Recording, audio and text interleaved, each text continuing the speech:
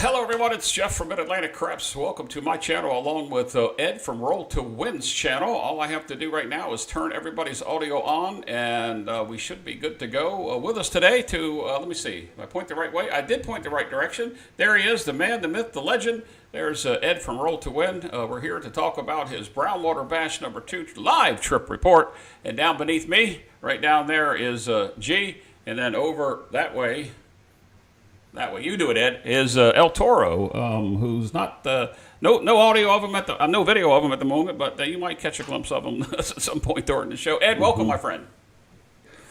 Hey there, my friend. I hope you're doing well today. Deepest condolences to your loss of your friend today. Thank you. I appreciate that. I know you've had a tough day, but we're here to talk about the Brownwater Bash, and I think it was a success. I think everybody here would agree that it was. I agree. I do agree. Yeah, let's go ahead and say hello to everybody else. And somebody in the chat, let me know if all the audio sources, because the Zoom call was low, but if you can hear Ed, G, and ET, and if not, I can boost them up a little bit. So, G, let's go ahead and say hello to you. We'll come back to Ed and let him take over the show. It's his thing. So, G, how you doing tonight? Doing good.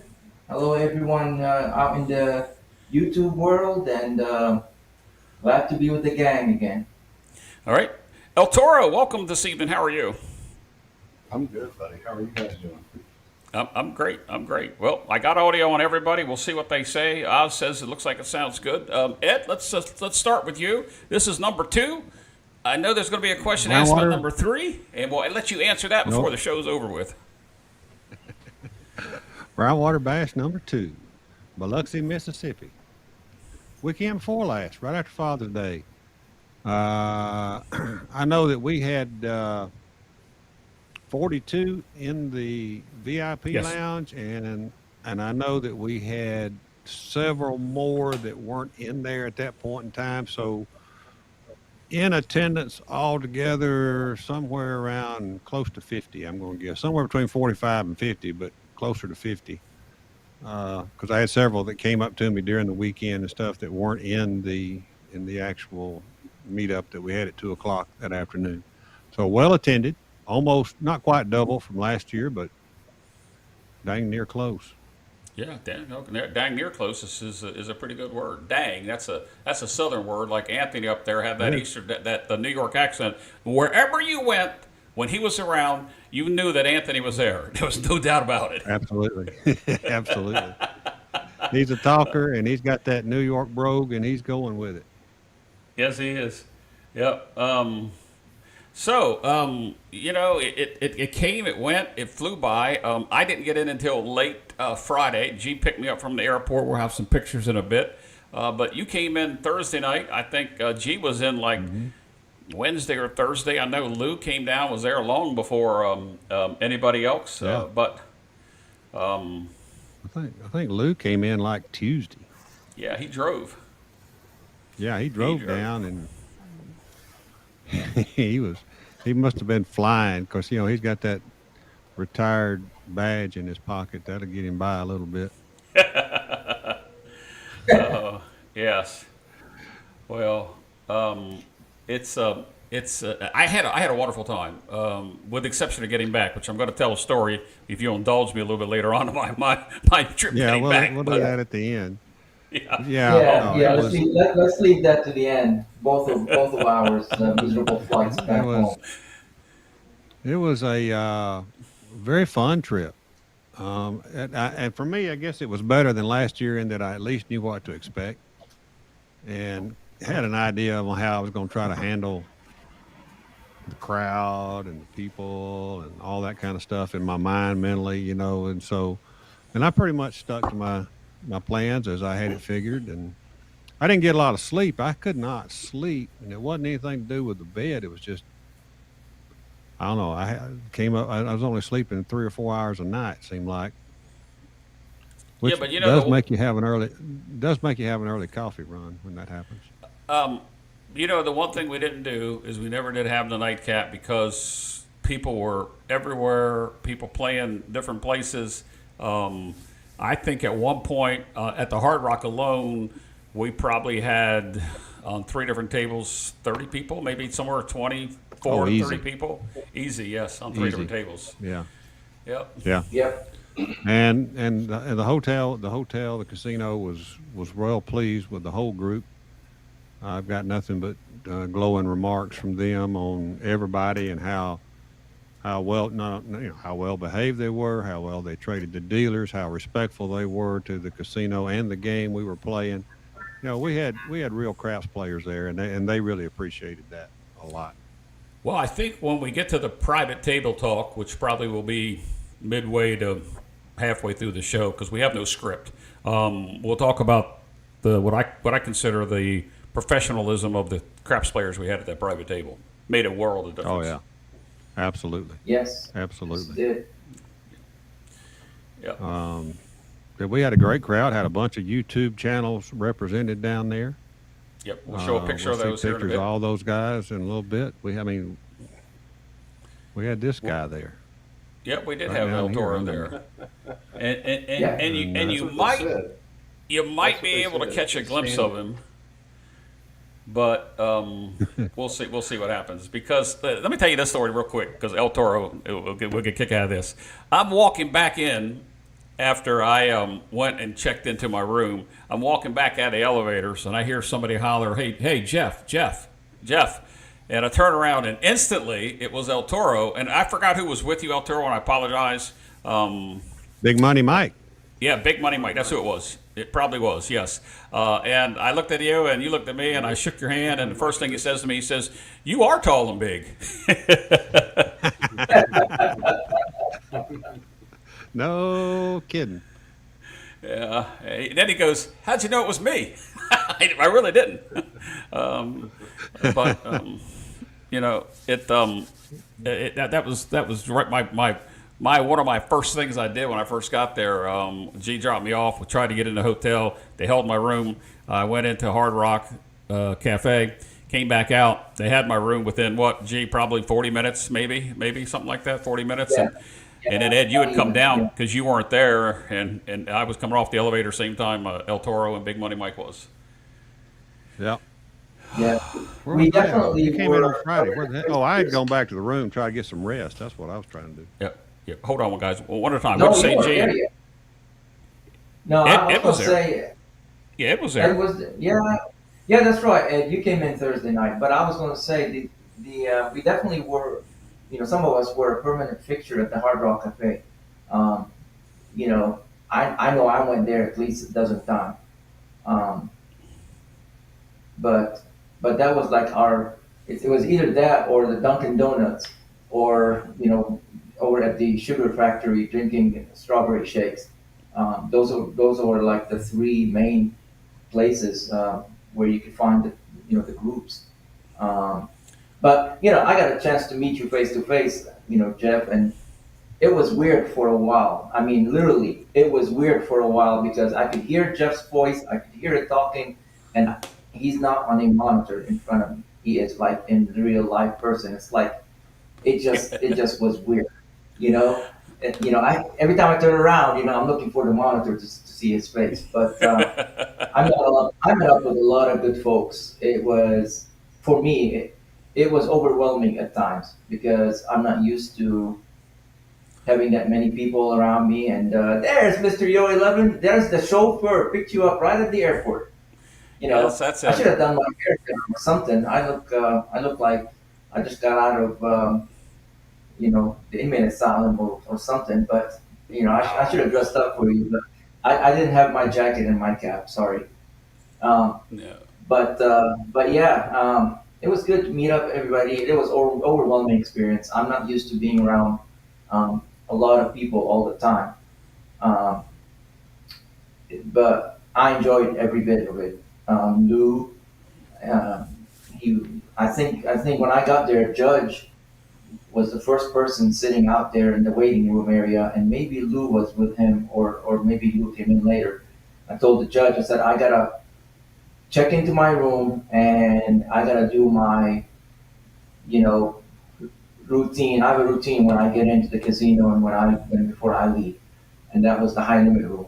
So we went to the high limit room, and as the story goes, we started the day off on a good foot. Then met up with Lou and a whole bunch of people, played at that table, and then went and played the bowl. And from now on, it just went and went and went and went. We met up with Lou is a gentleman and a scholar. He truly a good person to be around. Lou, I appreciate your friendship. I appreciate the conversations we had. Um, we had several people on that table also, Judge and a couple others. Um, everybody was everybody was cool. You see them on the chat room and you talk to them in the chat, or but when they're there face to face, it's like it maximizes this at least 10 times. Anthony, I recognized Anthony immediately. I mean, you can't miss that accent. You know, no, no, you you can't. can't. You can't. He was at Dunkin' Donuts. I turned around and I said, "You must be Anthony," and he's like, "Yeah, got it." I mean, you can't miss that. You know, the Justice Jen. I mean, meeting her for the first time, we've chatted a lot. Mark the point. Um, he and I kind of rubbed off on each other on the betting styles at the table. Uh, my El Toro, meeting him for the first time. I mean, it was. I can't. If we're gonna sit here and call out all the names and of the ladies and gentlemen that we met and all this, we're gonna be here all night long. I mean, it was just an overwhelming experience. All the thank yous that we got, all the good stuff. It was just awesome for me. It was awesome. There's Lou and the Justice Jen chatting up. I think you'll find Lou in a lot of the pictures because he was. Um, everybody wanted He to was be around him. everywhere. Everybody He was wanted to be everywhere. around him. Yeah, but not because he butted in. It's because people wanted to be around him. That kind of a person. He is that kind of a person, and that was awesome. Yep. Look, let me go ahead and let's go to El Toro, and then we have some of the people that were at the event, especially on the private table. We're going to bring them into a Zoom call. So the guys that were in the Zoom call a little while ago, if you want to try to get back in, just hang in there. I will add to you. I will add you back into the call. It's a little sophisticated on my side with the software I'm using is a little different than usual for me. But if you want to pop back in, you can. Let's go to El Toro. El Toro, what did you think of the week? Oh, I thought it was awesome. I got in on Thursday, and we didn't leave till I guess Sunday morning early, but the whole event was great. I mean, I wasn't there for me. I was there for Ed, and it was his thing. Getting to meet everybody. I echo everything that Gargoyle just said. It was for me, it was a first. To be honest with you, nerve wracking for me, but it was a first. You know. Y'all felt like I did last year. Yeah, and El Toro made a new friend on the way home. What was it, Officer? What was his last name? I don't know that he wants anybody to know about that part because he had a adventure I on the got a way heavy home. foot. Yeah, I got a heavy foot, and we'll go over that one at the end. But yeah, I got to meet some of Mississippi's finest. yeah. You, G, and me, we did have a time getting home, which we'll talk about in a little bit. All right, Ed, we've gone around the table, got a brief synopsis of what we thought. Where do you want to take this? I mean, you guys played before I did. Well, we all went and lost a little bit of money, or I did. I know I was the first one off the table because you know me. If I go to the Beau Rivage and it ain't working, I color up and get off of it. And I'm standing in the dang line trying to cash up my chips I got left, and Jen's over there throwing lights out. I'm just standing there watching in line, and Jen is like rolling and rolling and rolling. I don't know what her final tally was, but they had a bunch of drunks move in on you there at that table too. So everybody else colored up pretty quick right after her throw, I think. But and that was all we played, I think, on that Thursday night. We just kind of chilled out. We might have played a hand at the Beau Rivage. I mean, at the Hard Rock. I can't remember if we did or not, but I know we went up there just to check it out, and that was my only trip there. Which I do one obligatory trip to make a donation, I guess, to MGM most of the time. And Yeah. Friday morning, I get up to do my little coffee run thing because I got down there early because I couldn't sleep. And, I love to get down there and start getting warmed up and getting practiced in and increasing the bets as the tosses go. I loved it. That was good. I mean, I had a good little run on Friday morning. It wasn't nothing crazy, but it was enough to make up for the previous night plus some. So I was glad for that. I know ultimately on Friday we decided to make a run.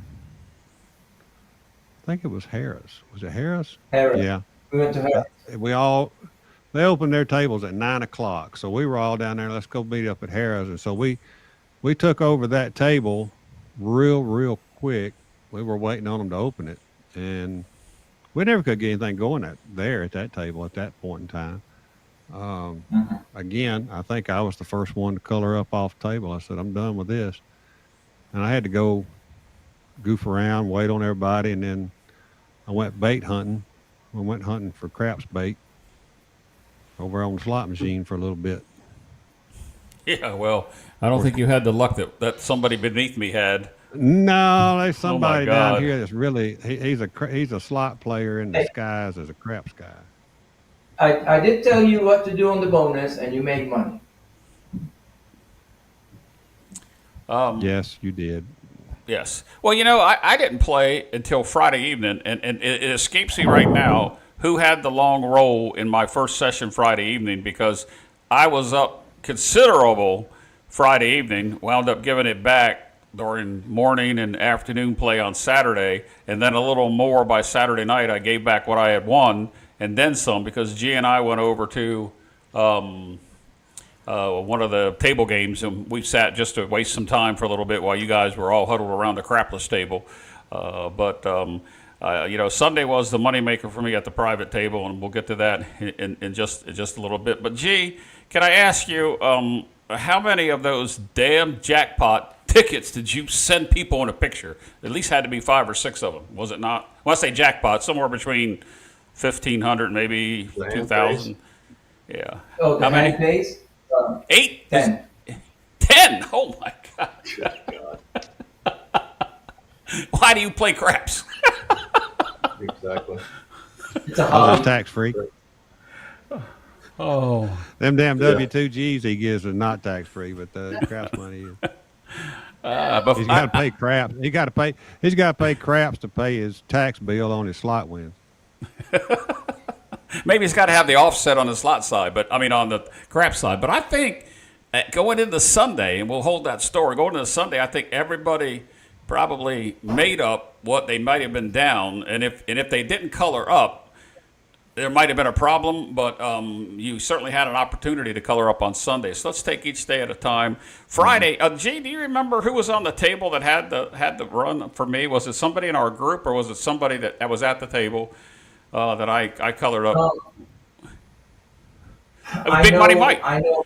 It was Big Money Mike, wasn't it, El Toro? Didn't he have a hell of a roll? Yes. Yeah, he had a monster. Yeah, he had a monster, and I made just a little over 1,600 on his roll alone, and then somebody else had a roll after that Friday night for me. Y'all were on the regular table, and some of us were over on the crappers table. Yep. Yes. Yep. Yeah, And I heard about it. I wasn't on his table. And Craig had a big roll. Me and Justice Jen, we were dancing over at the crappers. yeah, I was on the crapless table also with you guys.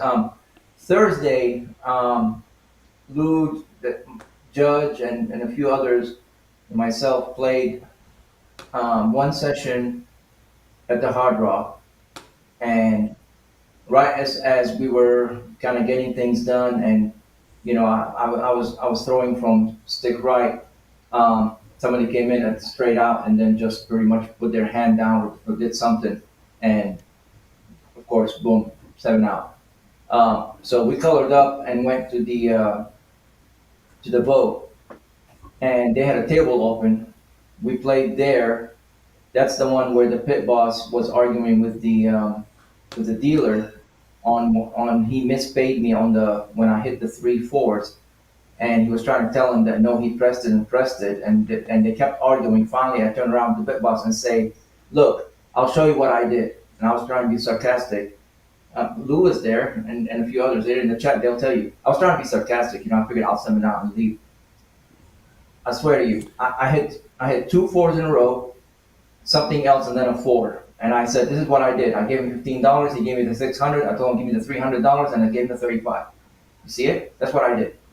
And the pit boss went, mumbling and rumbling and stuff like that. That was a winning session for us. I played a total of 9 craps sessions. 5 were winners, 4 were kind of the losers. They, I colored down, but made up the money in another fashion. But that was the Thursday play. Ching, ching. Cha-ching. Yeah, sort of. Friday, I remember we played at the Hard Rock, and then we went to Harrah's, and then we went and got you, Jeff, Right. and I think we went back and we did some play at the Hard Rock that evening. I think Ed, we were on the crapless, while Big Money Mike was killing it on the regular table. The crapless was Right. good, but Not enough repeaters on the crapless.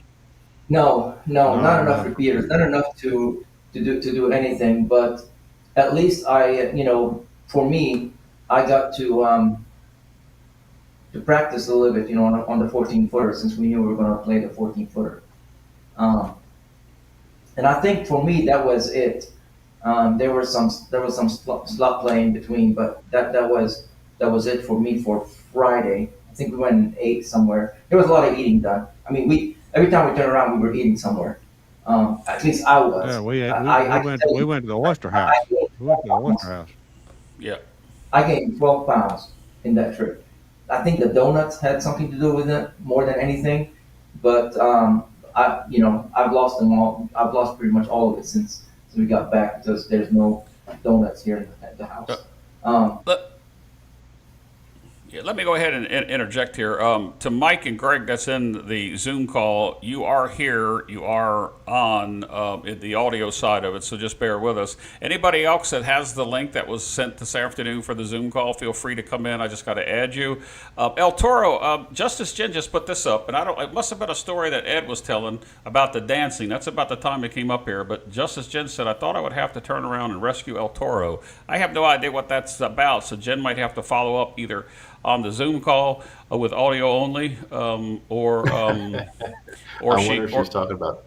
She might be talking about when she had to talk me off the edge. well, She might be is talking about that. there more to that story? Because I don't know that one.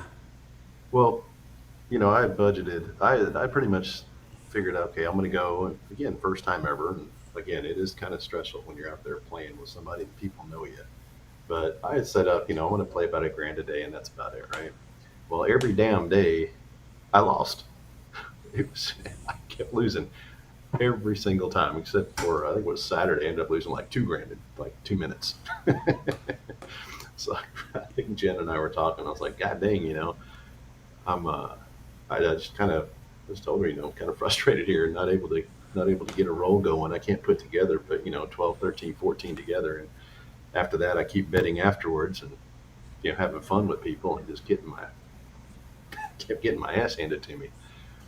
So I think that might be what she's talking about. But of course, for me, it was like, yeah, I'll make it up. I'll make it up. Which of course I did. And where did you make it up? Where did you make it up? On the 9th hole. Exactly. On the last hole of the last night. Last hole of the day. I'm gonna put this up here real quick. Duracell says he put it on Ed's channel, but Ed's got 45 watching. I got 20 currently watching. Guys, give us a like up on both sides. Thank you, Matt. I appreciate you putting that up there for us. We are dual streaming Mid-Atlantic Craps and Roto Win Craps. Doesn't matter which channel you watch us on. Just hit the thumbs up and in the chat. So if you're seeing some chats that you don't see and you're coming up on the screen, now you know why. There's dual streaming. If you're first to hear for our dual stream shows. Ed and I have been doing this almost probably a year and a half now together, maybe almost close to 2 years. Oh, at least. Yeah, At least, on yeah. these shows.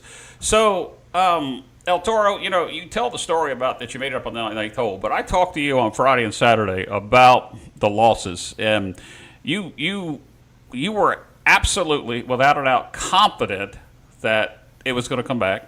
You had the confident in not only your ability to play and roll dice and whatever else, but the way that you talked to me about handling losses was an education for me, and I didn't get a chance to thank you for that. I appreciate you talking to me about that.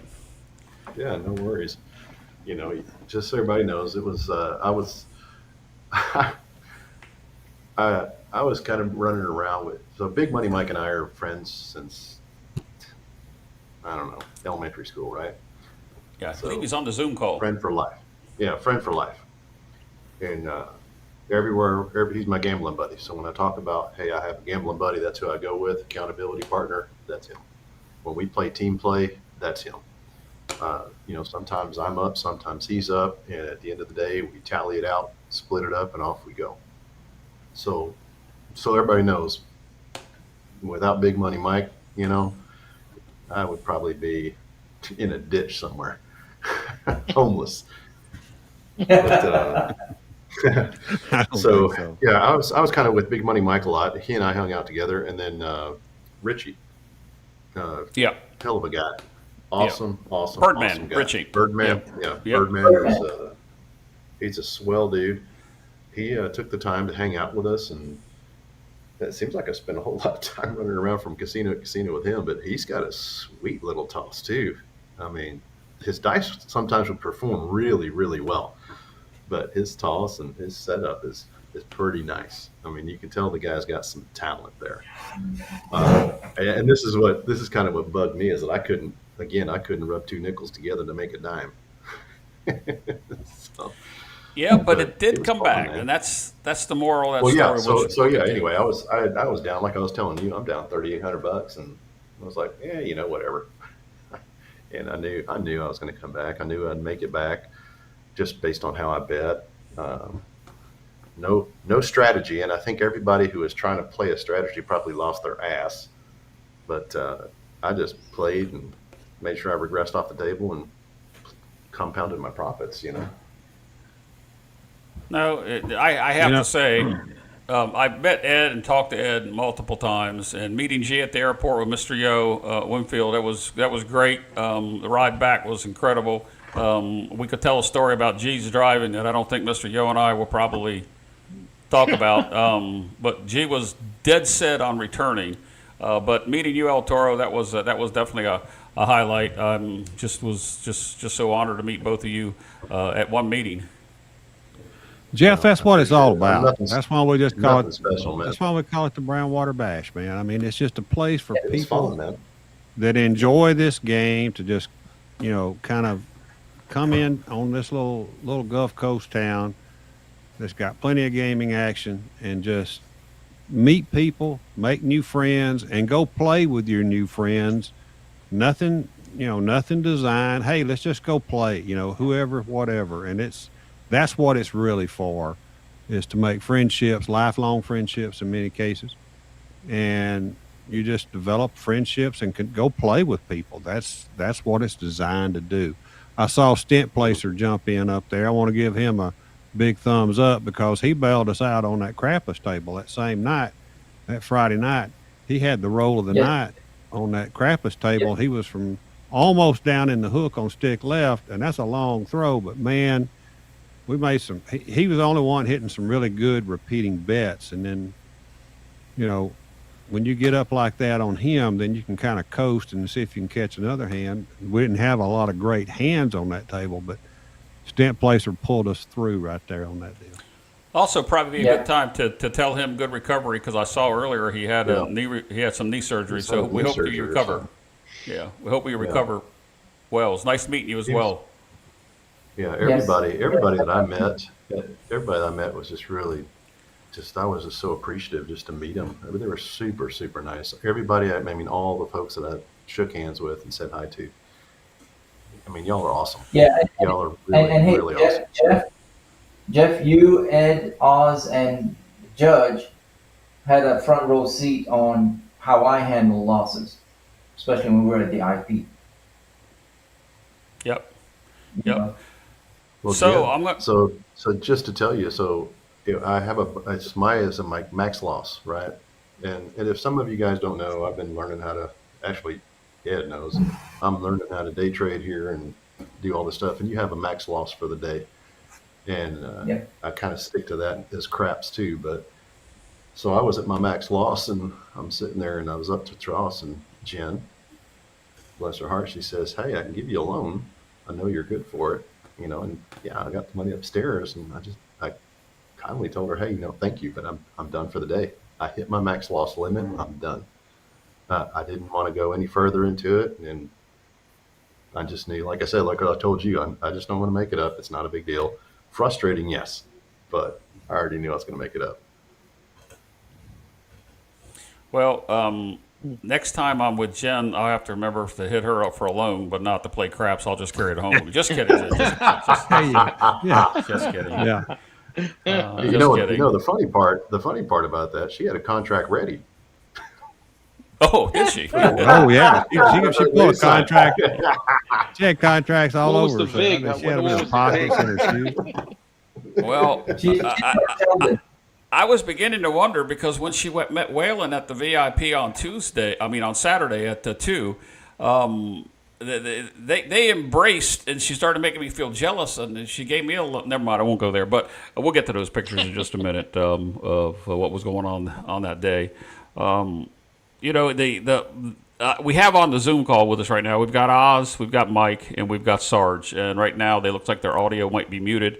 If those guys want to jump in at any point now before we get to the private table, just ask a question and jump in. Just make sure your audio is turned on. But welcome to the show on the Zoom call.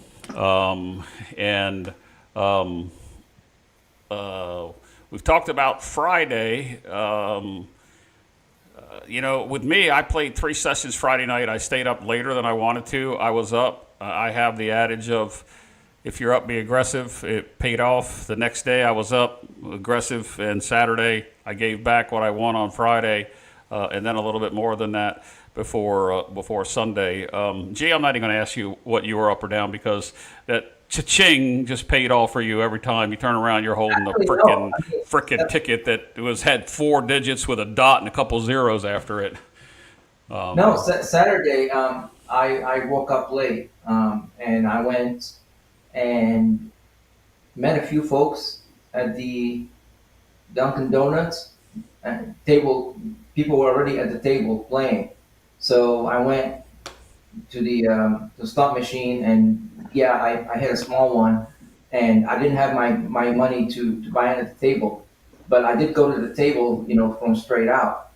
Um, that was one of the very few times I bought in for like 2K. My buy-ins were at least either 3 or 5, depending on what table I was on. But twice I bought in for 2K. That was one of them.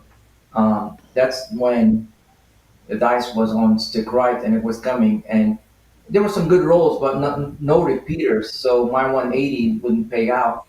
Um, by the time the dice got to me, I was already down a little bit. That's when somebody decided to be funny, and when I picked up the dice, they wanted to do a do we don't, and I had a few choice words for them, mostly starting with I was there. I was there for the choice yeah, words. yeah, and then I went on a 40 roller, colored up 6400 or something like Yep. that. Nice. And then that's when I told everybody, all right, I think you guys should color up and let's go eat. No, no, no, no, it's gonna be good. And I have to give credit to Jamie. Jamie was straight out in front of me. And yes, I know Bud told him, you stand here and don't move. I'm gonna shove that cane up your butt. But he stood there and he was my center of focus. And I concentrated on him, and I was able to kind of like throw the dice from straight out, 40 roller.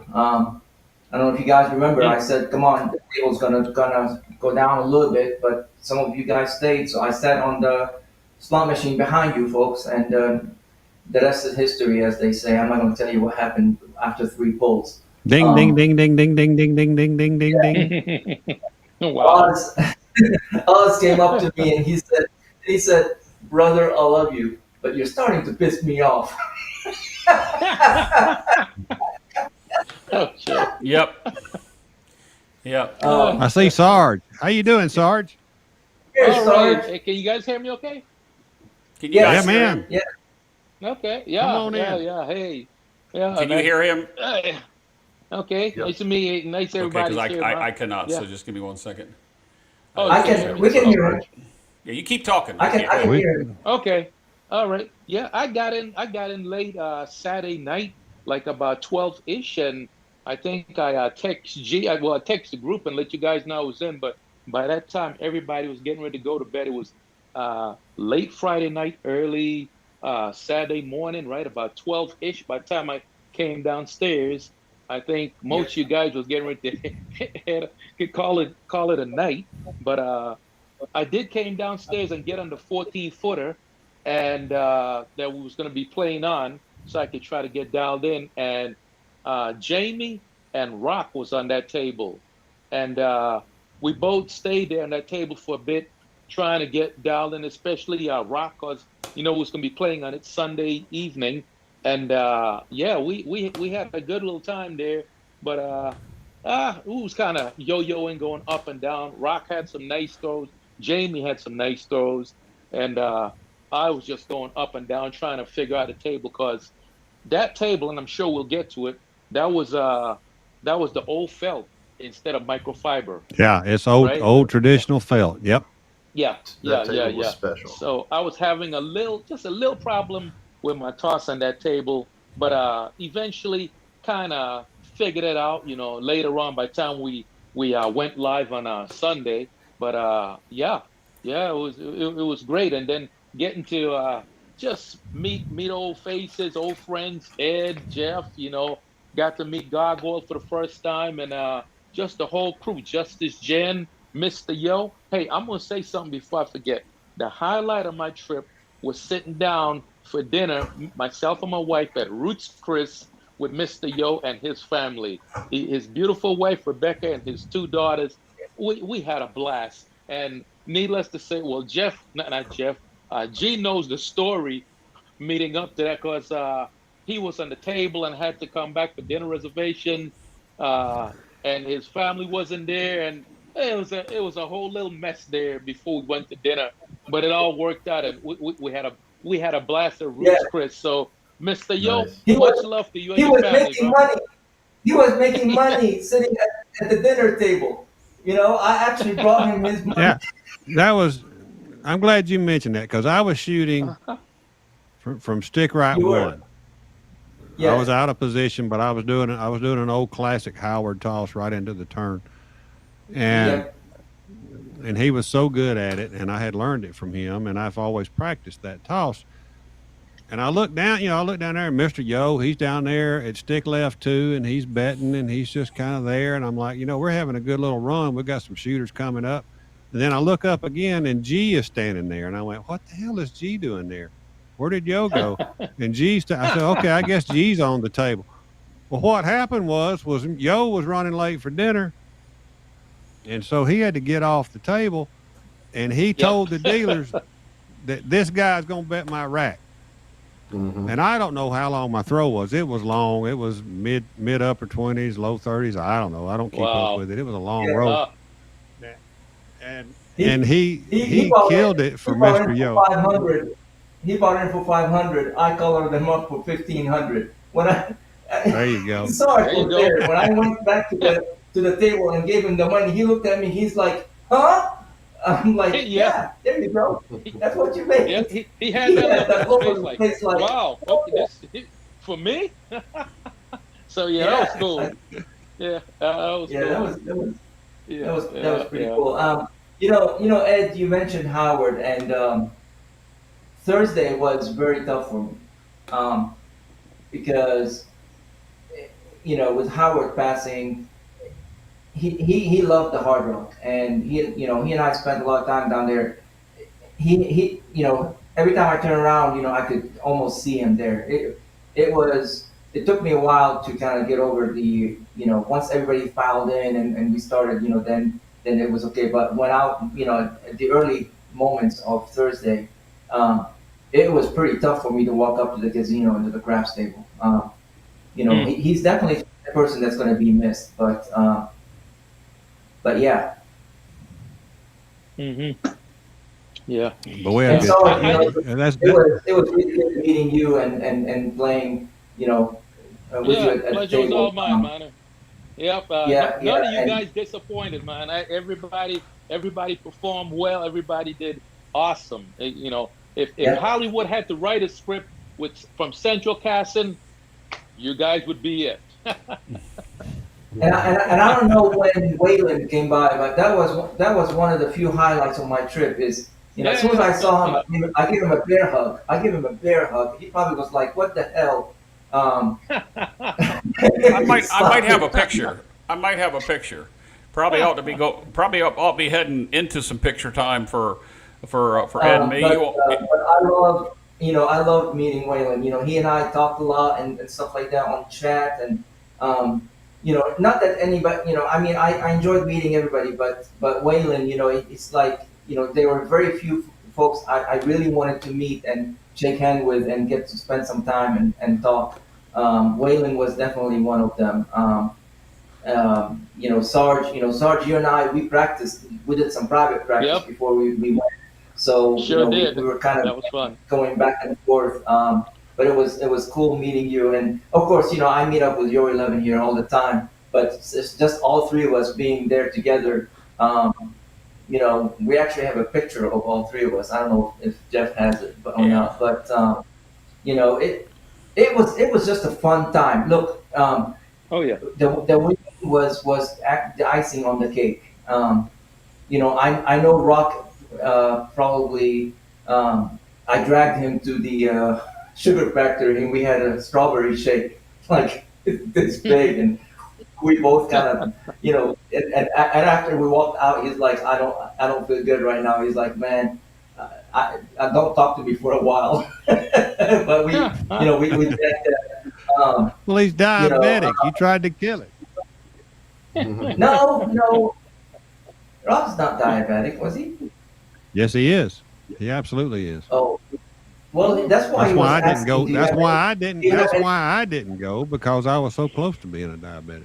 Oh, well, that's why Oh. we kept on asking. He kept on asking them, "Do you have any sugar free?" And I'm like, "It's called the Sugar Factory, Rob. It's like, it's They called don't the have Sugar sugar-free Factory." shit in that place. No. What else? It's Saturday. There was a lot of stuff Saturday. When did we go to the IP? We were at the IP Sunday morning, and that's when Oz kept No, kept it on was wanting. not Sunday. It was Saturday.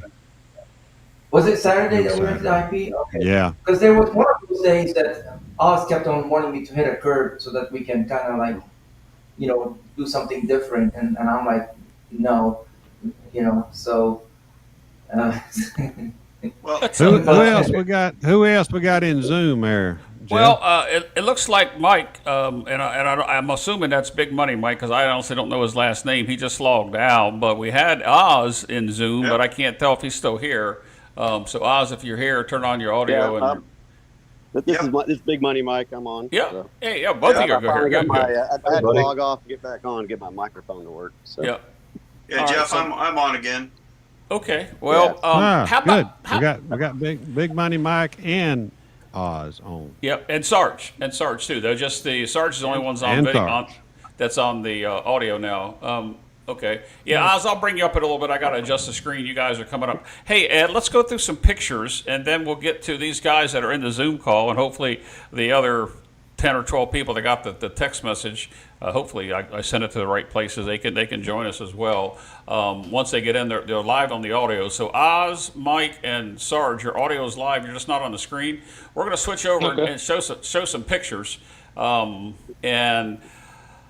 me get over here. We already saw that. That's where I arrived with G and Mr. Yo. Got a hell of a ride back. Just real quick, I'll show you some pictures from my room. This is the view from my room. For those of you that have not been to the Hard Rock, that was the view. I'm just going to go through these real quick here. and then Ed's got some pictures he's going to show. I can tell you that the DJ thumping his music till midnight on Friday night, I could still hear on the 14th floor there. That's my room. And then this is the breakfast. I'm not sure what day that is. Saturday morning. That'd be Saturday. That'd be Saturday. Saturday morning. Yeah, because Ed didn't come, but we've got Stoney and Oz. We've got Judge and Lou, Gargoyle and me. Down there on the end is Jamie, Max. I don't know who's to my left. I can't tell who that is to my left. That's Bud. That's my bootlegger. That's my bootlegger. That's Bud. That's Bud. Okay, that's Bud. Yep. And then somebody's on the other side of Jamie as well. But that's breakfast Saturday morning. That's after the coffee run, which was not good to me, by the way.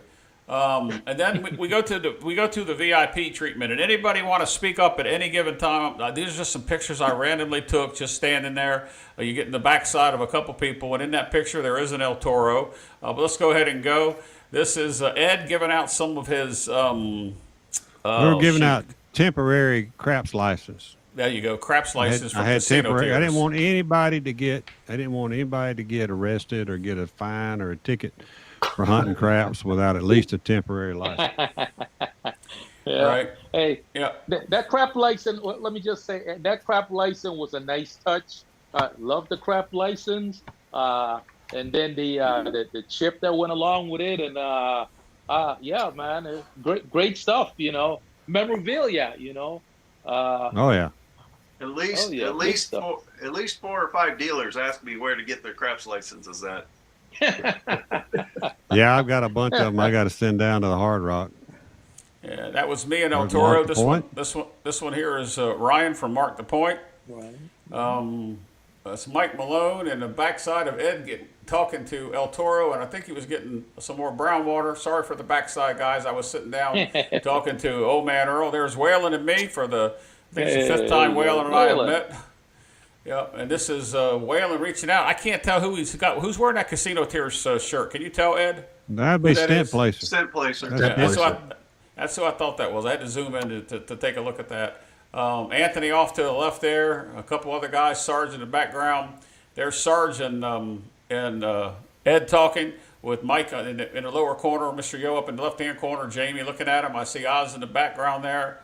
Here is Waylon, Anthony, and G. And this is just before G gave Waylon the big old bear hug as he described it. And Ed, I was afraid he was going to start humping his leg, but he didn't do it.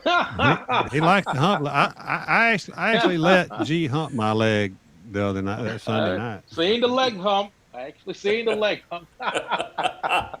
You guys are comical.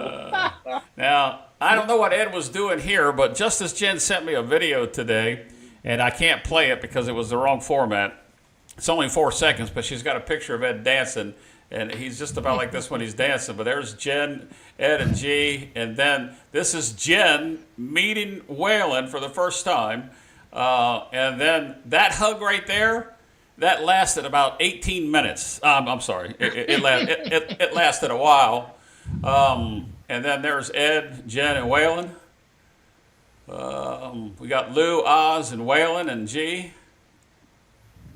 Me, Earl, and Ryan. Lou and Jen. I think we already showed that one. Oh, there's that great smile Jen has. Isn't it great? Yep. Yes, it is. Justice Jen. Yep, that's Justice Jen. And then we got Mr. Yo, and I don't know, I can't tell who those two people are. I think that's Phil Case. It could be. I don't know who that is on the right side. I can't tell from this side. Yep, and there's the three of us, Lou, Jen, and me. They wanted to get a. This is something because I had to bend over to get this picture, and they said, "Lou says take a picture with Jen standing next to you." That's how tall I am compared to Jen. That's honestly how short.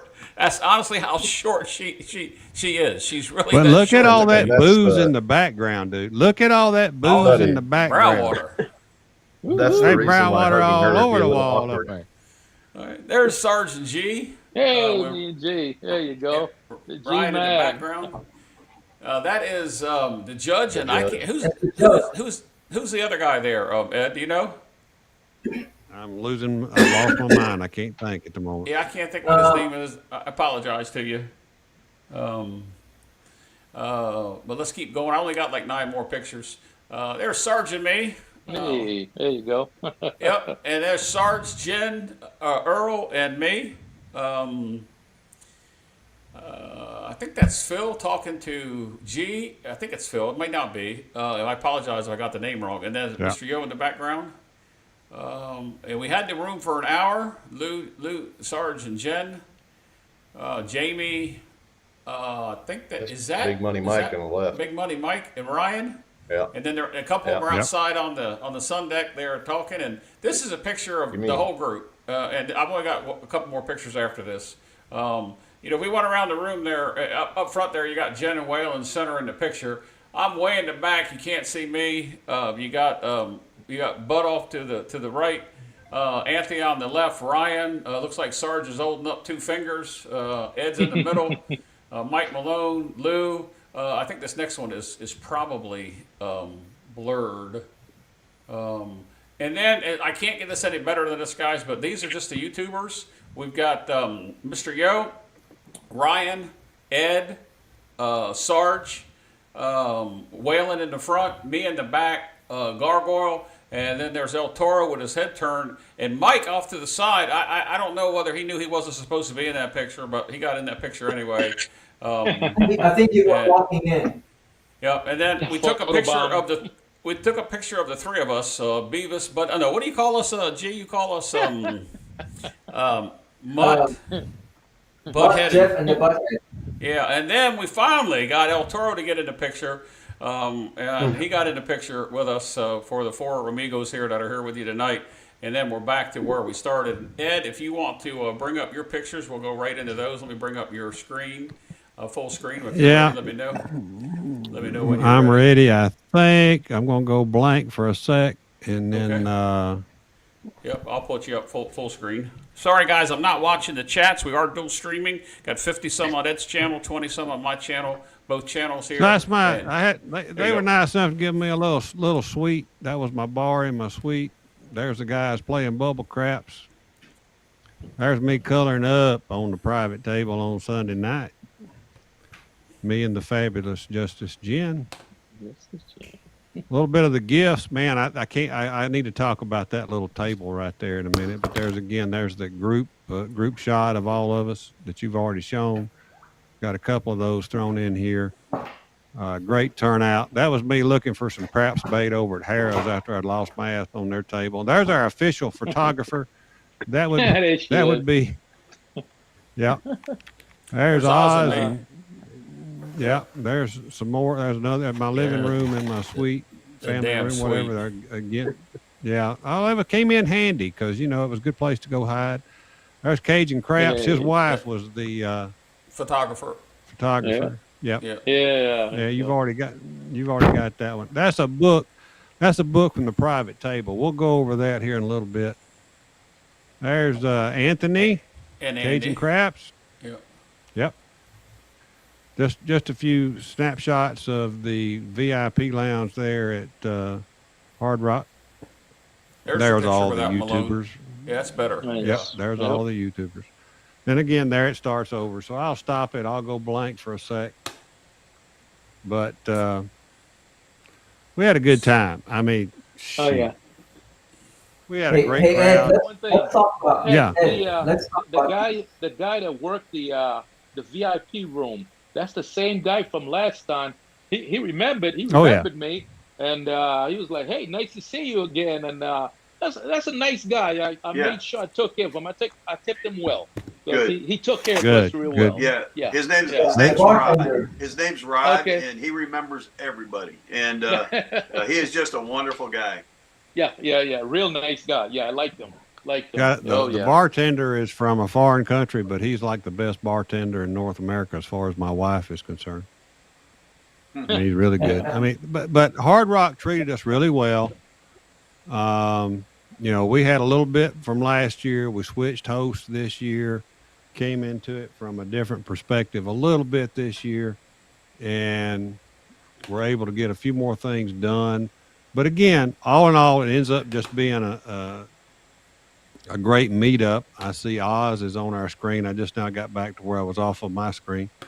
How you doing there, Oz? It was Oz did a great job Hey, of us. Yeah. assisting me. I gave him some serious duty over the weekend. I mean, for that weekend, and he jumped right in there with both hands and kind of helped out because they reached out and said, "Do you guys want a private table?" And I said, "We'd absolutely love a private table, but I don't want to have to organize it." So I said, Mm. "Oz will organize the table."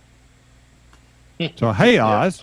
Hey, guys! No, and they do great, right? They've done I guess this is the second private table that they've done for us overall, and most casinos, they just don't want to go through the hassle, right? Of having to bring in somebody, an entire crew for you and that kind of stuff. But to Ed's point, our host, the Ice Queen, is.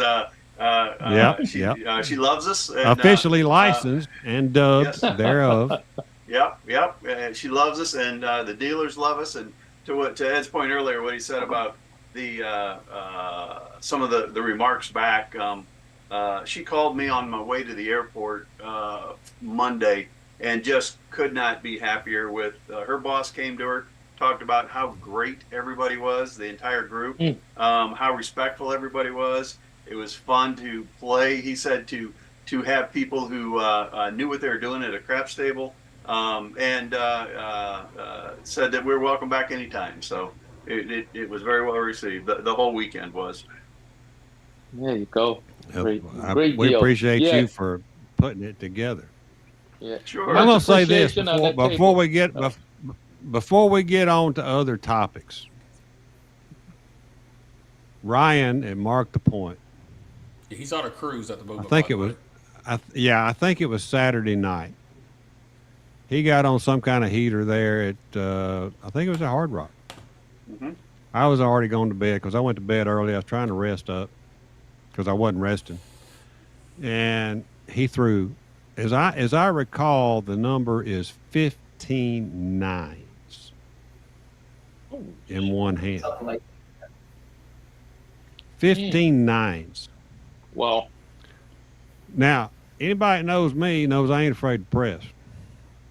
And I've Yeah. got my Mississippi presses down to a science. And I did a quick walkthrough before we came on air on what I would have made on 15 nines. There had to be a few other numbers thrown in there unless he just threw 15, but I think he had a really, really long hand. 15 nines, I would have made somewhere between $45,000 and $55,000 on the nine alone, depending on if I was aggressive or not. yeah. I mean, I would have been at house max. You'd have been at house max in 10 shots or less, So I'm just saying, okay, by the 10. So that's 75. That's at 5,050 pays 73. I have $7,300 every hit after. Yep. Of course, I was in my room. I didn't catch this hand. I would be, I'd probably still be there living in a suite if I'd have hit it. But I mean, that's the kind of number you're looking for, right? I mean, when that shit happens, and unfortunately, I don't think anybody made anywhere near that. But I mean, folks, when you catch a hand where a number is just hitting over, and I mean, I don't think I've ever seen 15 nines in my life, 15 of any number. Well, maybe sixes or eights, but Jesus, how mercy. You could have made $50,000-$60,000 on that one roll right there. Pretty much like. I just wanted to bring that up because I mean nobody's talked about it. And I know Jen was the official record keeper of rolls for the weekend. She had her little notebook going. We're going to talk about that in a minute because I got some screenshots from her on that. Yeah, I think they nicknamed him Mark the Nine or something like that. Yeah, that's what Yeah, our I think family he has is called Mark it. the Nine. Yeah. Well, on that 40 roll, I think I rolled 12 sixes. Remember that Saturday morning? Because because I think my six was up to 1,200 when I sevened out, and that was incredible. Especially from straight out. But Yep. it's Yep. amazing how when the repeater comes and you're on them, and you're aggressive in your betting, how quickly you can make money off of them. But they don't come, every time. It's just, every now and then. But if you notice them and you ride them, man, that's where the money's made on those heavy repeaters. Oh yeah, Let's totally give agree. Oz a quick commentary before we get into our private table event on Sunday. Let's give Oz, just tell us your overview. You were there most of the whole weekend. When did you come in? I know you were there. You were there till Monday, etc. So just give us your overview of that weekend, because that's the first time you've been Yeah. to this type of event. Yeah. Well, I was at last year's Brown Water Bash, right? It was Yep. it was much smaller, and this time compared to the two, it's just Ed. Uh, I think just because it got as many people that showed up, and everybody there was a lot more camaraderie this time than there was on the first one, I think. And some of it was because I think we knew each other from the first time. Some people did, and then the new Right. people that we didn't know, it just blended and everybody meshed very well. It was it was a great fellowship of like minds that just enjoy the game of craps. And I was sitting around. I had been around you obviously many times, and G, and I was it was great to meet people like El Toro. Years ago when I first started poking around on YouTube, I was watching El Toro's channel, and it was neat to meet him. Um, Jeff and Sarge both that I had met at last year's Brownwater Bash, but Hmm. just uh, you know not for a long time. We didn't hang out a lot, and this time I got an opportunity to do that. Yeah. There are so many great people there. Lou, Anthony, of course, my buddies Rock and Bud and Jamie. It's just great to get together like that. I came in on Friday, flew in on Friday. The Ice Queen picked me up in a Prius. No, she didn't pick me up in a Prius. She sent a damn vehicle for me. I have a picture. I And have a picture of that. yeah, and so we got there, got checked in, went down. We played. I think I was on the crapless table with y'all, and saw and really enjoyed Stent Placer's toss there. Helped me out a lot because I had donated quite a bit on my toss there, so I appreciated that. Um, uh, that's about all that I think I did. I think I only played at the Crapless on Saturday night. Got up, went down to the coffee run. Did very well on Gargoyle's long run. It was a great, so it set me up good for the rest of the weekend. Uh, and then just running around to the IP with you guys, even though we didn't have a great session. It was a lot of fun, right? It was a lot of fun being with you. Unfortunately, the judge lost his phone, and that was a Oh. whole debacle, if you remember that. But Oh, yeah. The judge had a good hand at the IP. The judge had a good hand on he the did, from he straight did. up He probably had the the best IP. hand of all of us at the Yeah, IP. Yep, yeah, yep, yeah. We just need to teach him how to throw a Dolly Parton. That's all. yeah. That's right. Yeah, Lou, That's Lou and I had exactly left right. at that point. Yeah. Yeah. Then Saturday night was good. I was not on the table for any monumental rolls on Saturday night, but I did well. So it set me up well for Sunday, and of course Sunday I kind of took it easy. Played a little bit in the morning, then took a nap for a while to be ready for the marathon that was the private table, and Oh yeah. yeah, and had a great time there with everybody. And so Monday got up, had How another. about you, Go ahead. Sarge? You got anything to add to that before we get into talking Yeah. about No. Well, I Sunday? just want to say. Well, yeah. Saturday. Once we left out the VIP lounge after the meet and greet, we took and went out there and got on the table, and that was the first time I actually got to see Justice Jen shoot, well, if most people, Gargoyle and Justice Jen, and they did not disappoint. I think because correct me if I'm wrong there, G, but I think it was me, you, Justice Jen, and was El Toro on that table when we El first Toro got and Big out there. Mike. El Yeah, Toro and okay, Big yeah, Mike. yeah. And I think when G started off shooting, he if again I'm sure I seen him doing a Howard Magic Dice toss, and From straight out. he yeah from straight out, and he had a great roll. And then I think Justice Jen got in there, and wow. The lady can roll. You She know, had a nice hand. Yep. Jen hit the ATS twice on Saturday, and I was never Wow. on the table. She rolled the Oh, ATS twice, as I understand it, Yep. twice on Saturday, and I was never there. I mean, I think she did That's it down at because we Harris were or at the Hard somewhere. Rock. That's because we were at the Hard Yeah, mm, Rock. yeah. yeah, Oh yeah. boy. She went Yeah. down So there. And Ed, before she was double booked at a couple of hotels, I think. But Ed, Wow. before you go Wow. go to ahead, the G. private table, um, I want to talk about these. I Mm-hmm. know you got one. And Oz, Yeah. you're the one who gave it. You know, You know, I want to thank. You know, I want to thank the person, but Oz, I want you to tell that story, please. Sure. I've got a real good friend who has a son that's special needs.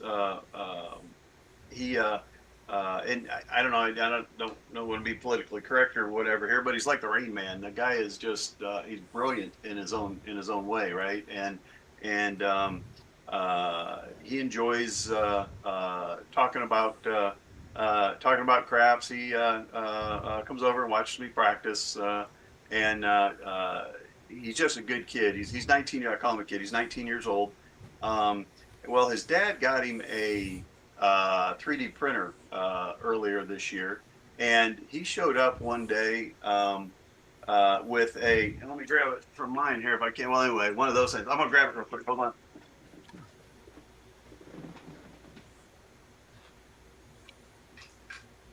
He showed up, and I hope you can see this.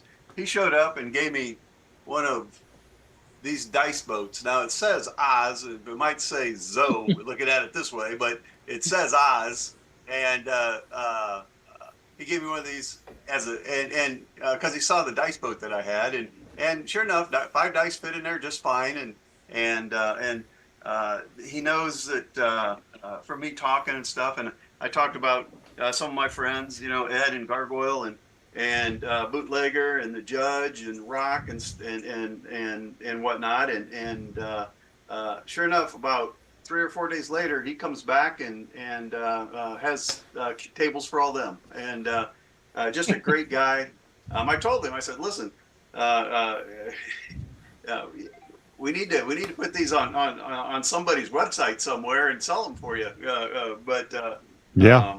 that's what they that's where they came about, and they're just really cool. He designed them himself, and he's working now to try to put a craps layout down in the bottom of one to see if that'll work. But yeah, Mm, it's really cool what he did. yeah. Way cool. Yeah, Very nice. I'm yeah. going to say I'm going to say that I mean a lot of people brought me booze. I got more booze on the wall and on the floor here than it's going to take me a week to drink. But you know, I've got mine and it says roll to win. But I'm going to just tell you, it made me tear up. And I went home. I went to the room and I looked at it and I set it up there with my other stuff and I said, that touched my heart. That somebody that special needs, autistic, would take the time because Oz watches. He's got one. Gargoyle's got one. Hold yours up, Gargoyle. Somebody that, yeah, hold it up, G. Yeah, I guess he comes over there and I mean, from what Oz says, he knows every payout on any kind of number you can put on any of the place You can bets or any you of the can put box numbers, you can put an improper bet on anything, and he'll tell you exactly what it is. Hmm. and Wow. probably lightning fast. And so, you know, that just touched me so much that I can't. I guess maybe I'm getting more emotional as I get older, but it really made me tear up and be thankful for the blessings that God has bestowed on me, even during this particular year. Mhm. But Amen. for a child to get some kind of pleasure out of whatever it is we do, Yeah. Hmm. Yeah, it's I beautiful. can't express. I can't Yeah. express. I can't express the gratitude. Yeah. Yeah, very Yeah. well said. Yeah, And that's Well beautiful. said. and Yeah. Yeah. I have two. Oz, I didn't tell you, but two of my nephews are autistic.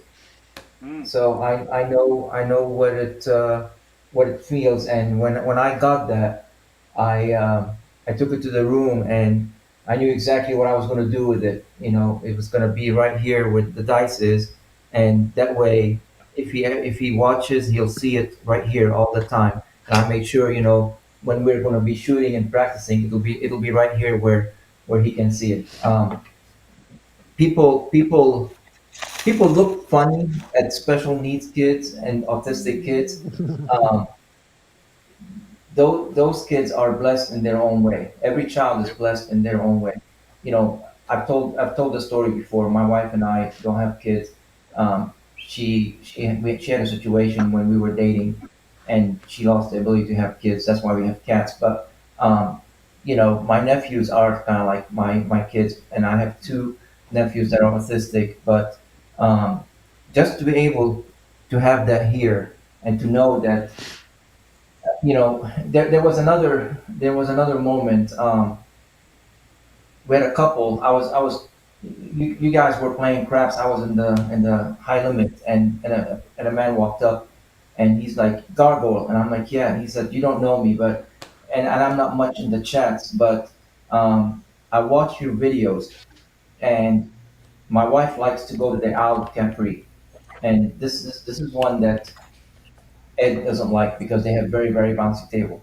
And he said my wife, she has a condition, so I have to care for her needs a lot. And when she likes to go and sit by the beach and play slots, so that's where we go.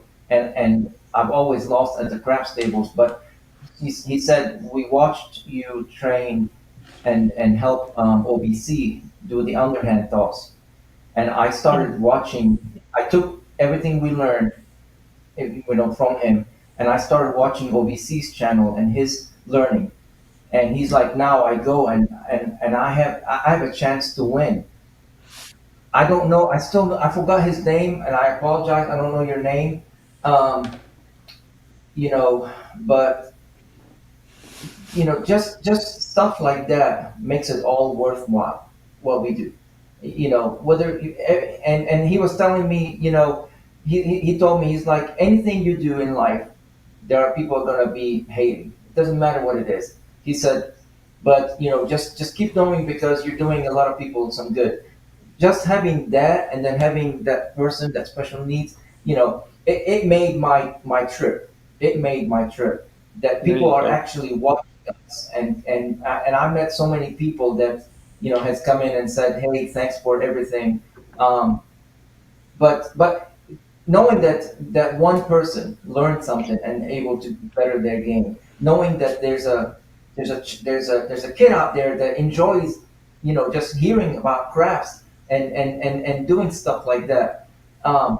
If that doesn't make your heart skip a beat, then you're dead. You're a piece of wood. I don't know, you know. So I All really, right. True that that. those couple of gestures made my trip. You know, that's why we do this. That, well, let me put it this way. This is why I do this. It's for these little moments and these stories. Oh yeah. Yep. Yeah. All right. Well, Ed, you saw you got a lot of comments from your explanation of I did. how important that was to you, and I have to say, it goes to show you that everybody is has got a heart here, and the craps community has come together for multiple purposes this past year, and unfortunately, the last year has not been well to some of us here in the craps community. But Ed, God bless you. Oz, thank you for that. And I know you said you're going to get me one made, and I'm going to cherish it just as well as G and Ed does as well. So thank you very much for that. He told me his dad texted me on the way home from work today and said he hasn't made. So Oh, wow. he already made it for you. So Oh yeah. Wow. It didn't take him long, did it? Put me on that list, man. I would love to have one. So yeah, he's gonna get orders coming in now. yeah, Yeah. that's right. Yeah, I actually would like to pay for the shipping and maybe a little bit more towards that gentleman. That young Yeah, there man. you go. Yeah. Make sure he puts Mr. The Voice on it. Mr. The Voice. Yeah, I didn't get that. He's already made. I didn't even think about that, G. I got Jeff Mack put on it. Oh, Maybe I'll buy one with a voice. Maybe that's what I'll do, Oz. go. I'll buy one. There you go. Yeah. There you go. We have to put it on Casino Tears store page or whatever it is there. Or just store page. Yeah, because I got so many tears. Already had enough tears tonight. Yep. Why don't we go Sunday. ahead and move Let's go to on Sunday. Yeah, let's go to Sunday, and then we'll come back. I've got a couple questions that have been asked. Guys, I haven't been able to queue them up today. Arnell, we'll get to your question. Lisa had a question that we'll get to towards the very end of this. We've got a couple more stories to tell before we wrap this up. Hopefully we can do that in the next half hour or so. And let's go to Sunday night. Who wants to start on Sunday night? Well, let's start with Sunday morning All right, let's start with it. because that's a whole brand new day. It was a whole brand new 'Cause day. I had gone to bed and I had missed that monstrous roll on Saturday night because I was exhausted. I mean, I couldn't sleep all night. I got 3 or 4 nights of sleep every 3 or 4 hours of sleep each night. So I got up. I got up early. Got down to the table about 6 o'clock. Nobody was on the table, and so. But I had this, as if people don't know, I'm almost diabetic. So I was diagnosed as diabetic. So, but I'm trying to correct it by diet. So I woke up feeling really weird. I mean, really weird. I didn't know how to think about it. It's like, man. So anyway, I go down to the table and I'm kind of shaky and all that. And finally it dawned on me, I think I'm having a sugar crash. So I ordered some orange juice and just took a few sips, and within just a few minutes, boom, I felt perfect. And I had made a couple of really, really short rolls while I was sitting there going like this. I'm all shaky and I'm not focusing. I'm like, what's going on with me? And then I got into my zone on my favorite table at my favorite position. And I'm starting to throw better and better and better. And I finally texted the group, hey, the table's open down here. Y'all come on down. By the time everybody came down, I was already in the middle of a long roll. Yeah, I was there with you for that roll, Ed. Yeah, a really nice roll. And then I had 2 good rolls after everybody came down. They were, I don't know what the numbers were. I don't keep up with it. So they were really nice, super profitable, nice rolls. Upper teens, mid 20s, upper 20s. I got no idea. And so, made the money, and I was like, okay. And then we all decided to color up. That's when y'all all went to breakfast. I went to a different place, got me something to eat real quick. And I hijacked my ass up to the room because I said, I got to rest up for the night. And I stayed in my room. I don't know what happened anywhere all day Sunday. I stayed hid in that suite. I came down for lunch, had lunch with a couple of guys, I think. And then I just went back to the room. And then at 3 o'clock, we had agreed, because Oz right over there had decided, we're going to meet up. We're going to put a game plan together. And I think this is the most important thing you can do when you're on this kind of situation. When you've been there a few days and you've got some people that are running hot streaks. And I felt really, really good about my toss from that morning session. And but we worked out a plan to get together and get ready on how we were going to attack. And attack is whatever word you want to use, but we were going to get ready to play on that private table and how we were going to do it. So, in baseball terms, we put up a batting order, right, Oz? Yep, that's exactly right. We had 12 people total on the table. We had a couple of last minute add-ins because the casino had asked us through our host to bring. I think like Mark had won too much money and they wanted some of it back, or wanted a chance to get some of it back. Whatever it was, they had a couple of requests that we add to the table. So I'm going to say kudos, number one, to Hard Rock Casino for staffing and allowing us to have a private table. And there's no way I'm going to tell them no. Nobody else is going to be on it. But they had an average daily theoretical that they wanted, that kind of thing, to bring people in for the table. They had to have either a high card from another place or this or that. So we had who they wanted on the table. Right, Oz? Yep, that's correct.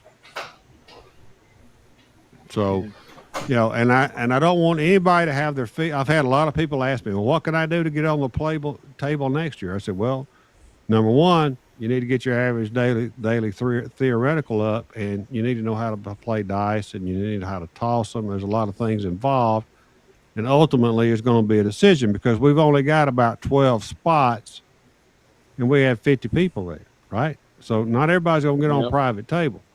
So we leave it to the casino to kind of winnow it down to who we can put on there, right? Because it's obviously it's their table.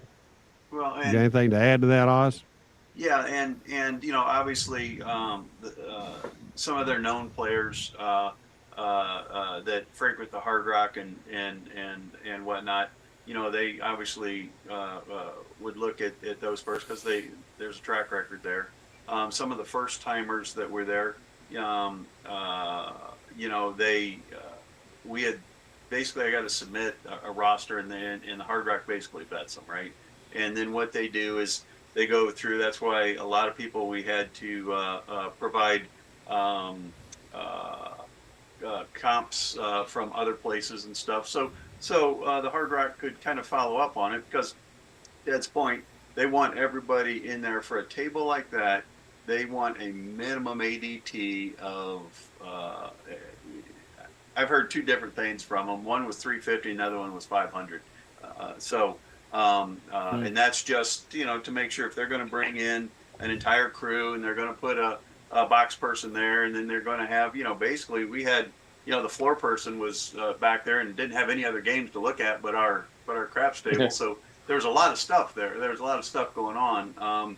And in the future, the people that have shown that played this this past weekend, if your play warranted it,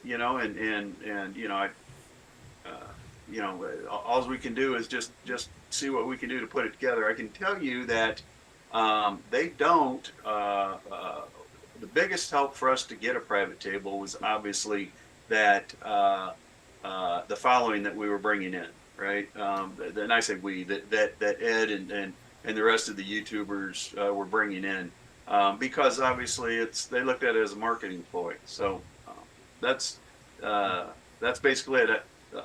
Some people that come up and talk to me about it, and there were some people that I think his feelings were hurt, and I apologize for that. It was not ever the intention at all. It's just the way that it unfortunately it worked out. All right. Yeah. I mean, it was not a situation where we had just a little bit of input, but we had to work with them within their guidelines to bring people in. I say Arnell talked about were you able to switch spots and all that? No. We so we had to sit down, and Oz and I said, "Here's our batting order." So basically, here was what we came up with. Here's our batting order, and here's the positions for each person in the batting order. And you could get skinny, and somebody could slide a little bit, and that kind of thing. But it was a 14-foot table. So Jeff, being from the Northeast and used to playing on 14-foot tables, we allowed him to shoot from stick left 3, for example, and he could slide into stick left, basically stick left 2, just by us stepping back and him sliding in.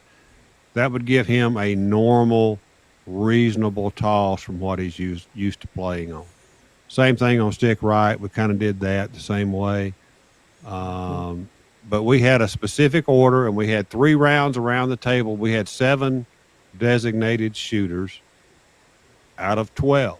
That means the other 12 were just really betting. We had to keep the dealers up on bets, so everybody had a specific, a job, if you want to call it that, or a purpose, not only to make money, but to make sure we're satisfying what we need to do, because the crews, you got to face it, they're bringing in a special crew just to play for us. The crew gets to keep their tips off that table. Mm-hmm. So we had to either keep them bedded or give them hand-ins all the time just to keep that crew enthused. And we had we had a great crew. We didn't have the same crew exactly as we had back in February, Oz, but we had a good crew. Yeah. Yeah. Well, hey, what's that dealer named? The girl. She was Megan. She brought the energy to the table. Love that girl. She kept this. She kept it live. She was real. She fun, very fun. She can talk really. She had the best stick calls. Oh yeah. She got the best stick calls, right? She has the best stick. If you had an ace deuce, it was 1, 2, 3. Swallow the cum, spit in the field. Yeah. Yep. Oh yeah. Absolutely. You can't get no better. She's only been dealing dice for about a year now. I didn't realize that. I thought she'd been doing it a lot longer than that, but she's only been dealing dice about a year now. She was there last year, Oz. I remember her. Yeah, and that's about the time that she started. Earlier, sometime last year was when they put her on the dice in the dice rotation. Yeah, she's great. She brings the energy. She keeps the table live. Love that girl. Yeah. I'll play. Yeah. I'll get on the table with her any day. Love her. Yep. She's fantastic. Jen was to my right, and sometimes she'd look at me and she'd say, "The dealers have more money on the bets than me. We're tipping them." Let me talk about my experience on the private table, because I've been fortunate enough now in the past couple years to be on about 10 of them, and I have to say that this table was without a doubt, not only from the house standpoint of the Hard Rock with the dealers, as you've heard Sarge and Jen's put in the comment here, a lot of things that took place, but the process in which Oz and Ed went through to position people around the table, and to let the 7 of us shoot 3 times around before the other people got an opportunity to shoot, which took about 4 hours for us to go around that table 3 times with those 7 people shooting. We didn't get quite started at 4 o'clock, a few minutes after, but I think the planning was there. Oz and Ed, I was honored that you allowed me to shoot, because I don't consider myself a caliber player that you guys were, but I had my confidant and my encourager to my immediate left, which was El Toro, who kept encouraging me to do better. And fortunately, my first roll was my best roll. It made me some money. Hopefully, it made other people money on that table. Hell yeah! But the other 2 rolls, well, let's just say I petered out, and the initials are PSO on my other 2 rolls. But we had other people around the table that were able to shoot, and what I liked about it is that whatever side of the table was shooting, there were no line bets on the other side. Everybody stood back. Everybody stood still. There was no distractions. And we had a couple people, because we were standing so far back, that people want to come up and buy in because there was an open little chip rail, and we had to tell them it was a private table. And our private security force, Lou Steel Legion, was taking care of driving those people away.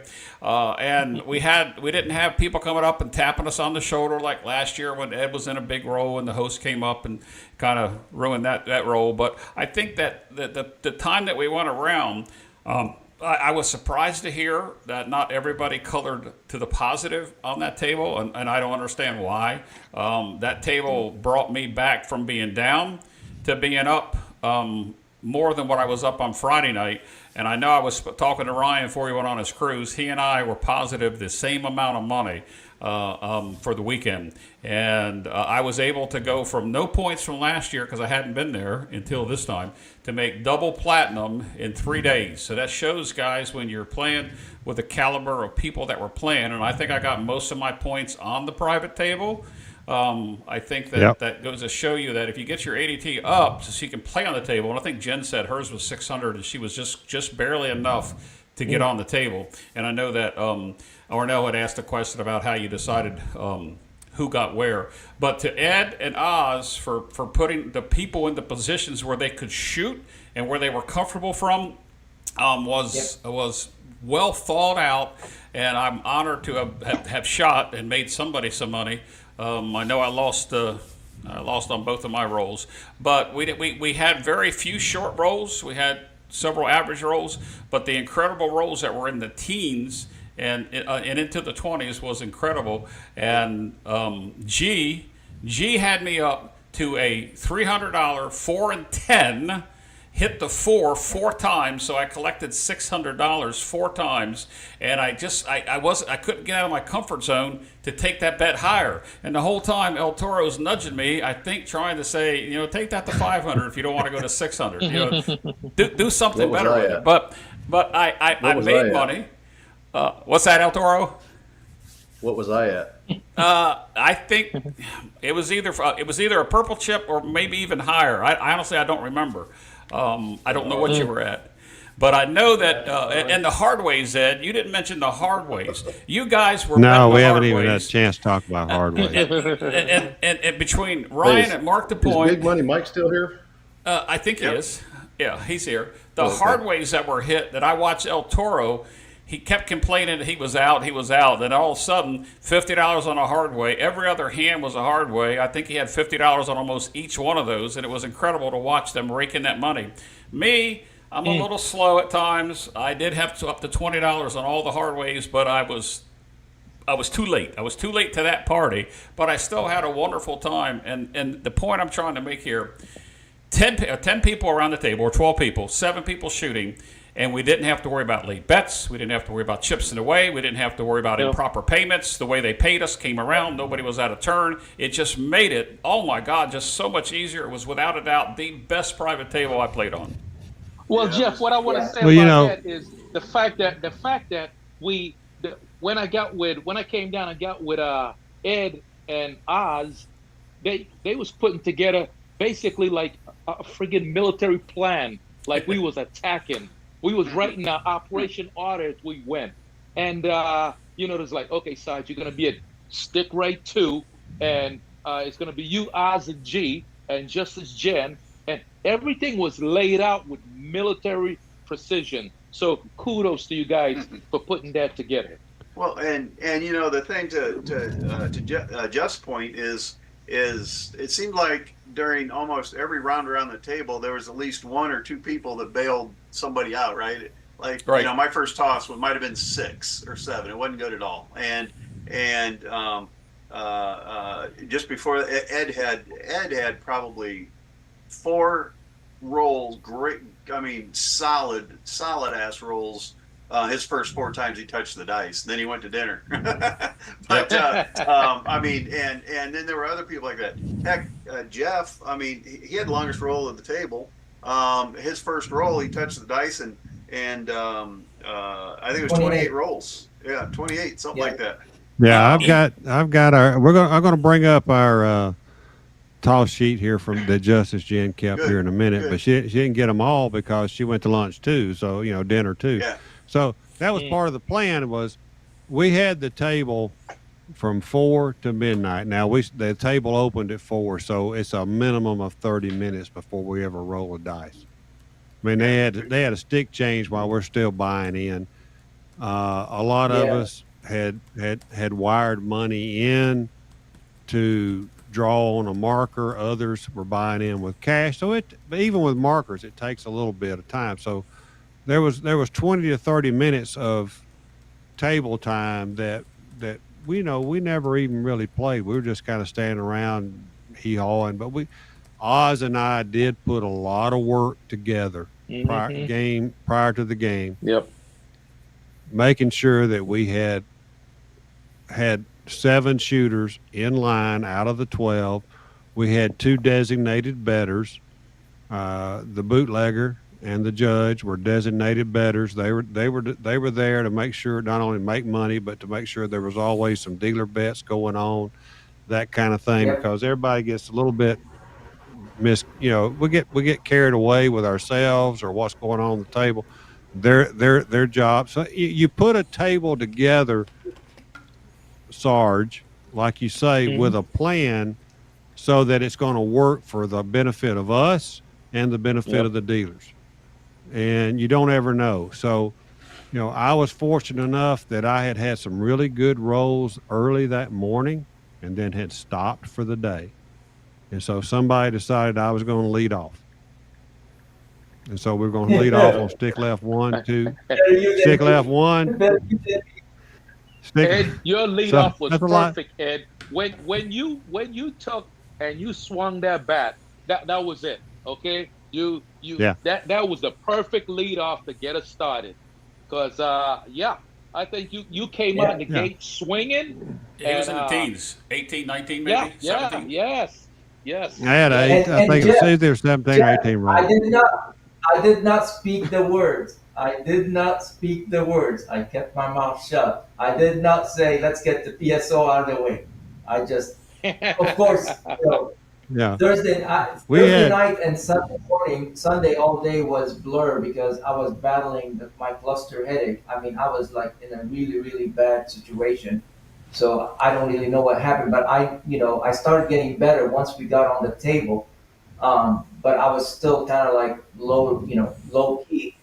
But I remember as soon as we started, my mechanics just clicked in, and it was bet, bet, bet, bet, bet, bet, bet, and when dice came in, it was, do your thing, and that's really what saved me, because yeah, I was still, I mean, I don't know where it came from, but my left ear, behind my ear, was like somebody was poking knives in it. I mean, it was painful. Um, I almost did not play. I almost said give somebody my role, and let them roll. But there were some good rolls on that table. Money was Yeah. made. I know I did my gargoyle press on the 4 and 10 8 times. Yep. Yep. Eight. Mm. Now listen. This is 8 times I raked in $900 in chips to my rack. 8 times. I believe Mm. two from Ed, one from Jeff, um, 3 from me, and 2 from Oz. I'm missing one Mm. somewhere, but Well, what and well, the hard we had, fours were coming.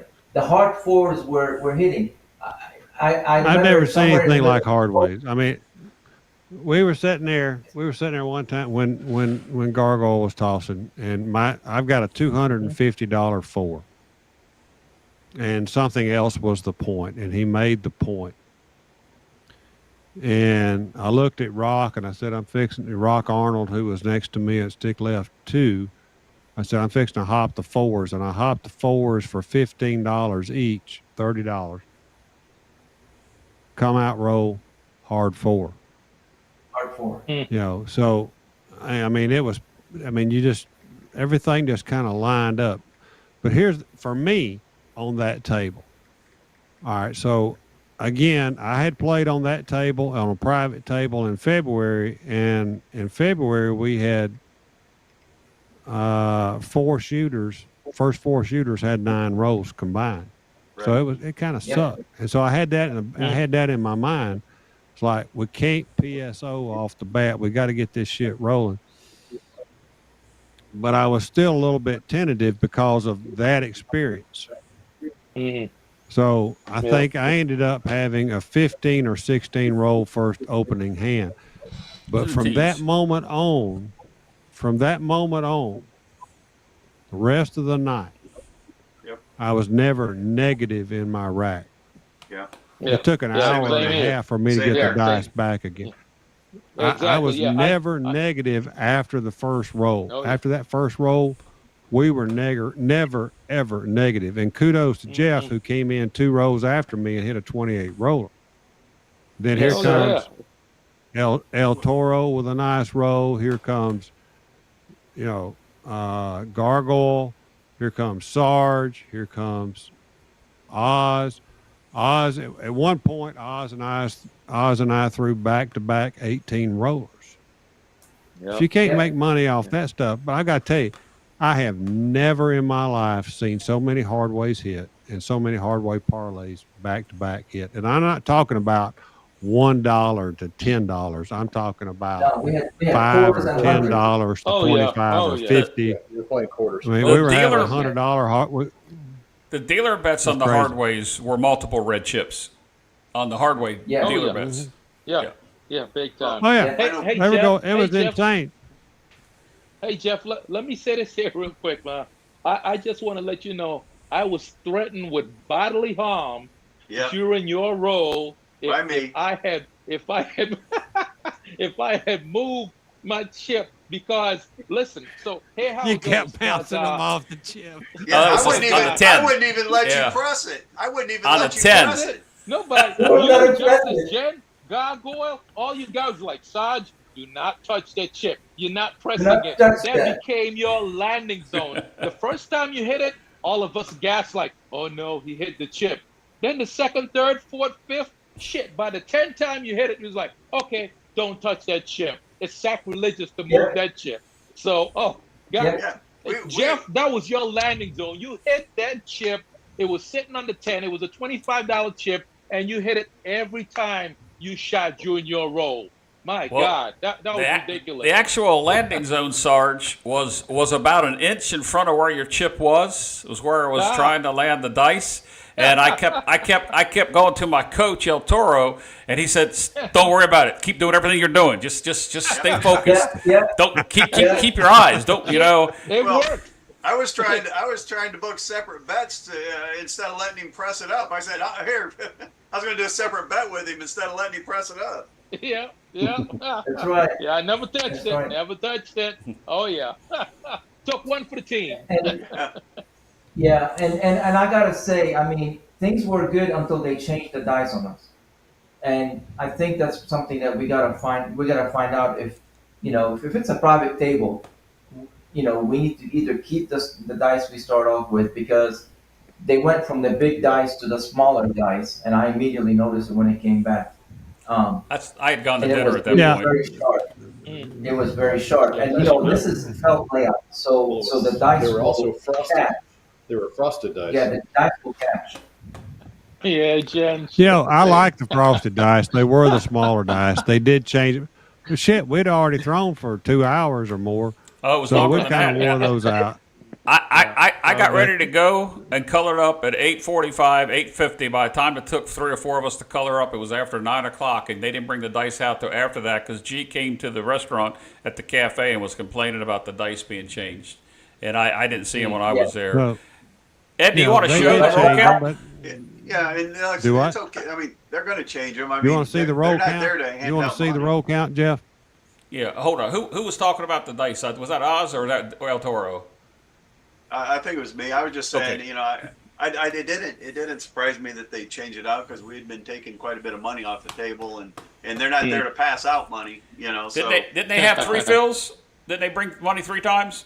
no, They did refill the bank 3 times. 3 times that I saw. Four. yeah, I thought it was they four. did 4 Because times. you got They the did first one one. when you were at dinner. They did one, Ed. Mm-hmm. Yeah. Okay. Wow. So that would have been 4 of them. I saw Yeah, 3. I saw 3 chips. We'll talk about what happened when they were at the dinner. Oz, you, and Jen, and Yeah, 'cause- Sarge was at dinner and others, but we'll talk about what happened when they were at the dinner here in a minute. yeah. Hey, Mike, you got anything to say? Yeah, those dice were super sharp. I mean, when Yeah. I threw the dice from the end, I mean it's a long table, so by the time it landed, they literally shot from the middle of the table to both sides of the table and Yeah. hit the sides. They didn't hit the back, right? Mm. But they were super Yeah. sharp. It was Well, crazy. Yeah. And Never seen Yeah. anything like that. So. And Yeah. and, Yeah. and that That was the those interesting sharp part. dice, So- they catch the felt table, the- and there's nothing you can do with it. They catch I noticed the that corners will catch the felt table, and There was they something will unique jump in a about those heartbeat. dice. You know, I don't know what it was about them. Mine were exit stage left, like Snagglepuss. Yeah. So Yeah, those they didn't those mix were them in. the that's the rolls, and look at the hard ways. Look at the H's. My God, look at the H's. I know one of my rolls. It took at least 3 minutes for the payouts to be done on the hard ways when I hit the hard four. Yeah. So it's like when I led off 9-9 back to back point. I had 3 points in the first roll, 15 rolls. Rock came in with a 7 roller right after that. Then Jeff had his heater of 28 rolls. 7 5s. 7 5s. Look at that. El Toro Yeah. came right back with a nine roller right back to back. Then Gargoyle 3 8s. comes in with an 18 roller. Sarge comes in with an 8 roller. Oz had probably his shortest roll of the night, which was a 4 roller. I came back with an 18. I mean 18, and then Rock and Jeff both got the first and second PSOs of the night. Thank you. Thank you very much. Yeah, well, you had the I longest went with roll. both of them. You had the longest roll, and then you had the shortest roll with But look, El Toro came right back with like an 8 roller. Gargoyle comes in with a 20 roller. Sarge came right back with a 10 roller. Oz came back with an 18. I followed him back to back with an 18. I mean, hell, it's time to color. Other than it's only 8 o'clock or something. We only been on there a few Well, hours. One thing I want to It's kind of really look time at to this, color right? up. Yeah. Hold One on, of the hold things on, I Ed. was going to point out is Yeah. Go ahead, sometimes talk, you look Eldor. at those long rolls, they're really good rolls, right? Everybody wants to have a record roll. But look at them. I don't think any of us had just kind of, there's a lot of repeaters and a lot of hard ways here. So these shots were money. They were paying. Good quality Oh, numbers. they were bleeding. They were bleeding mean- money. So you don't have the second page from her, do you? Not for tonight. I don't, because I went to dinner shortly after all this. I Okay. came back. Yeah, y'all left us hanging. So, I- Table down. You know, I- after you went- I actually was tired and my legs were killing me after standing for 5.5 hours. So after know- you I guys know that went G- to dinner, G colored up right in there and never went back to the table, which was probably a smart thing. well, after you guys went to dinner, the dice came to Yeah. me, and Oz was there, Jen, Ryan, and she's probably has the rolls, but in a different sheet. I threw 7 horns on the come out, back Yes. to back to back Yep. to back to back. Oh, shit. I forgot about And that. the last Holy Yeah. crap. on the last 2, they literally had to get a cell phone out and do the payout on the calculator. Yeah, it was Wow. Gargoyle and Big Money Mike were on that. Yeah. Had 50 Yeah, bucks I mean on the world world. bet was insane on that roll. Unfortunately, I missed it. You missed it. But I So, taught Gargoyle how I to do think- it, so I get some credit. Yeah. My There you my go. finance advisor taught me how to do it. So yes, you definitely get the credit.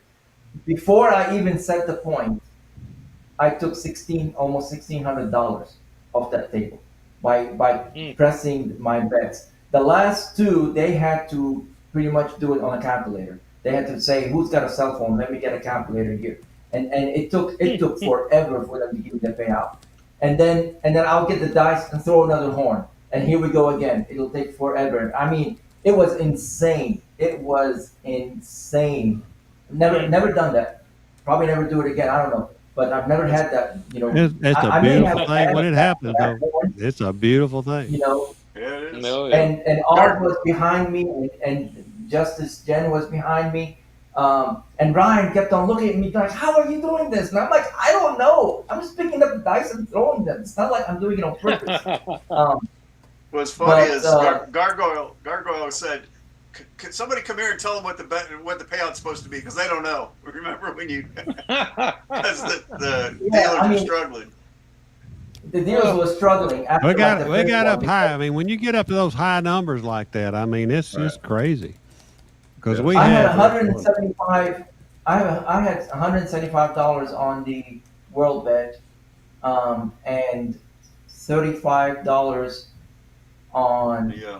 the ace Ace deuce. deuce. Yes, you do. Yes, and I think and some of them were ace deuce hits, and some of them were two were midnights, and one was aces. Um, but yeah, and after that roll, I literally colored up, and I'm like I counted and I said I more than doubled my buy-in. Um, so I said I'm out because at that point I've been on my feet for 5 hours. And so I went and found the folks and sat down and ate. But it was it was a good private table. It was a good private table. We had some good Oh, rolls. yeah. We played for Because I 7 came hours back. total.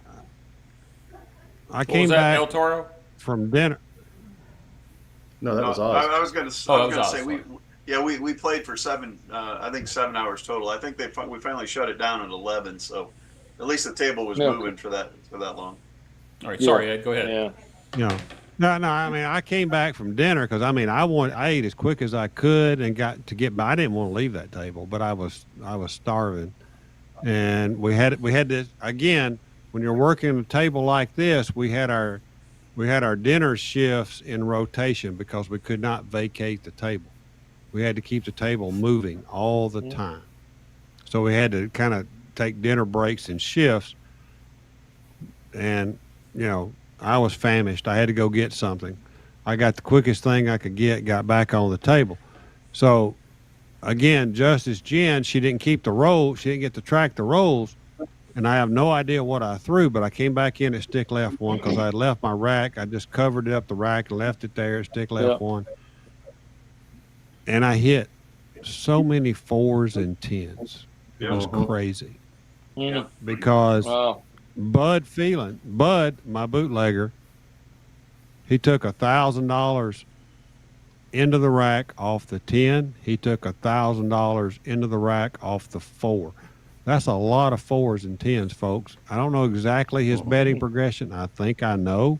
I think it's the classic heavy progression. He probably started at 25, went to 50, 100, 250, 500. But to hit 4s and 10s in that manner, I mean, we were freaking killing that table. And it was so much fun. Anyway, I know he took good money off that table, off those 4s and 10s, and there were a few other numbers, obviously, in between. But that's when you get into those kind of grooves on that kind of table, folks, you got to just learn to pounce on it. Jen had put up something about we need a better dinner break plan, and she's exactly right. So if I ever involved with this again, I'm assigning dinner times. So if somebody wants to go early, they got to pay me. I'm assigning dinner times. Jen was sitting there going, "I'm not leaving this table. I'll pass out right here at the table before I." All right, so there he gave his betting progression: 3,500, 250, 500, 1,000. But Jen was sitting over going, "I'm not leaving this table. I'll pass out before I leave this table." It was so good. What I like was the fact too when we was leaving the table, like you just said, we didn't have to color up. You just left your chips there, cover it up or whatever, and you left, came back, and just get back in the groove. You're back in the game. You're back in the game. Yeah. So I colored when up. I came back, I knew I was. Go ahead, G. I was going to get greedy. I knew that was it for me. I more than doubled my buy-in, and I was G to G until Monday. Yeah. Monday, we'll talk about that here in a second, G. I think, does anybody else have a story that we have missed during the show? Because believe it or not, guys, look at the time. We've been going almost 2 hours. Does anybody have a story that we haven't told that needs to be told before everybody left to go home? The only one I was Well, going to say and is only. I'm going to say the only. I'm sorry, El Toro. The only one I was going to say is only Gargoyle is the only guy I know that calls up the casino host and orders a strawberry shake in the middle of a craps game. Yep, I seen it delivered. I seen him sucking on it. Yep. I don't drink alcohol. I drank three sodas, and on my long roll, I had to pee like a racehorse, and I held it. And because how many sodas can you drink? I needed something different. But after my roll, I literally ran to the bathroom because I had to pee so hard. You know, I mean, look, I know it's kind of weird to think about it, but you almost think like, I need to turn my bets off and wish for a seven because I gotta go, or else I'm gonna just let it go here on the table. That's Um, bad. you know, but I just asked, one of the ladies, it's like, hey, how can I get a strawberry shake? Next thing here comes the ice queen to the table, and I'm like, oh no, no, no. So I'm like, so she gave it to me, and I gave her a hug, and I'm like, please don't let this ice the table. It didn't. It didn't. So the ice queen did not rue that night, but yeah, I ordered Here's a a here's a strawberry story. shake. Jen Rock, wants to know about the Rock humping. and I were considering ordering Uber Eats at the table, actually, because it was just too good. I We mean, were like, we we should were just order Uber Eats. I must we have were missed five this. What hours. about Jen's asking about the humping? What did I miss? Is that when I said that Lacey didn't Oh, hump your leg? Yeah. I was, Michelle. that, was I hitting your, I was hitting, was it your tens there, G? yeah, yeah. I, ca- So yeah, Ed I hit your Ed 10. hit a hard four. I think the point was a four, and I had it up to 300. And I also went on the line away from where he was landing the dice on it with 250 and odds, and I had $25 on the hard four, and he hit a hard four, and I collected, almost, I 900 off the line, 500, that's 1400, and whatever on the hard way, just on that one. And I wanted to go and just like don't go there. And as I was turning around, I was kind of pouting. Ed said, "Bring it here, G." That's all he had to say. Where I told G, I said, you want to come hump my leg? Come on, buddy. He come on and hump Come my on, leg. So it was Yeah, that worth so it. was comical. That was too funny. It so was G. worth it. Sarge was over there going like, "What the hell's going on over there?" But look, He the money was made on the table. That was fun. But having Sarge right there next to me, and we were shooting and talking at the table, Yeah. that was a lot of fun for me because Oh yeah. for like Yeah. five Yeah. days before the trip, he and I would get on Yeah. online and do a private, and we were looking for it, right? So Oh yeah. you Oh know yeah. that was pretty cool. At one point, Sarge had to go to the restroom, and he's like, "Gee, just what I'm doing, right? 42 and then a dollar for 50." I'm like, "Yeah, yeah, I got you." He came back, and he was like almost at 200 and some dollars on the five. He's like, "Oh, no, bring me down. That's too much money, G." I'm like, "Dude, you're making money." Who's pressing like a maniac? Yeah, yeah, you pressed me up pretty good. Made some money. Hell yeah. So the next morning, G. I hard. What I do? I stiff armed you into giving me a tip, right? Yeah, yeah. So I next morning, we go down, and Oz is at the table, and I buy in, and he throws three fours, and I collect, and Sure enough, he throws another four. He looks at me and he's like, "If I hit it for you, you better give me a tip." And I said, "I got it ready, buddy.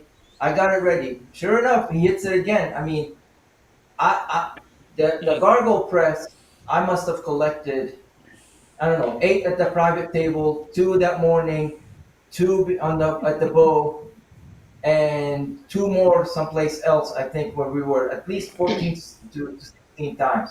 That folks, that's $900 in chips coming in. Now, like I said, I had a few losers. It's not like all win win win, but you Yeah. know it's just a nice thing when you do that and watch the look on the dealers and other, when you're collecting that from a $35.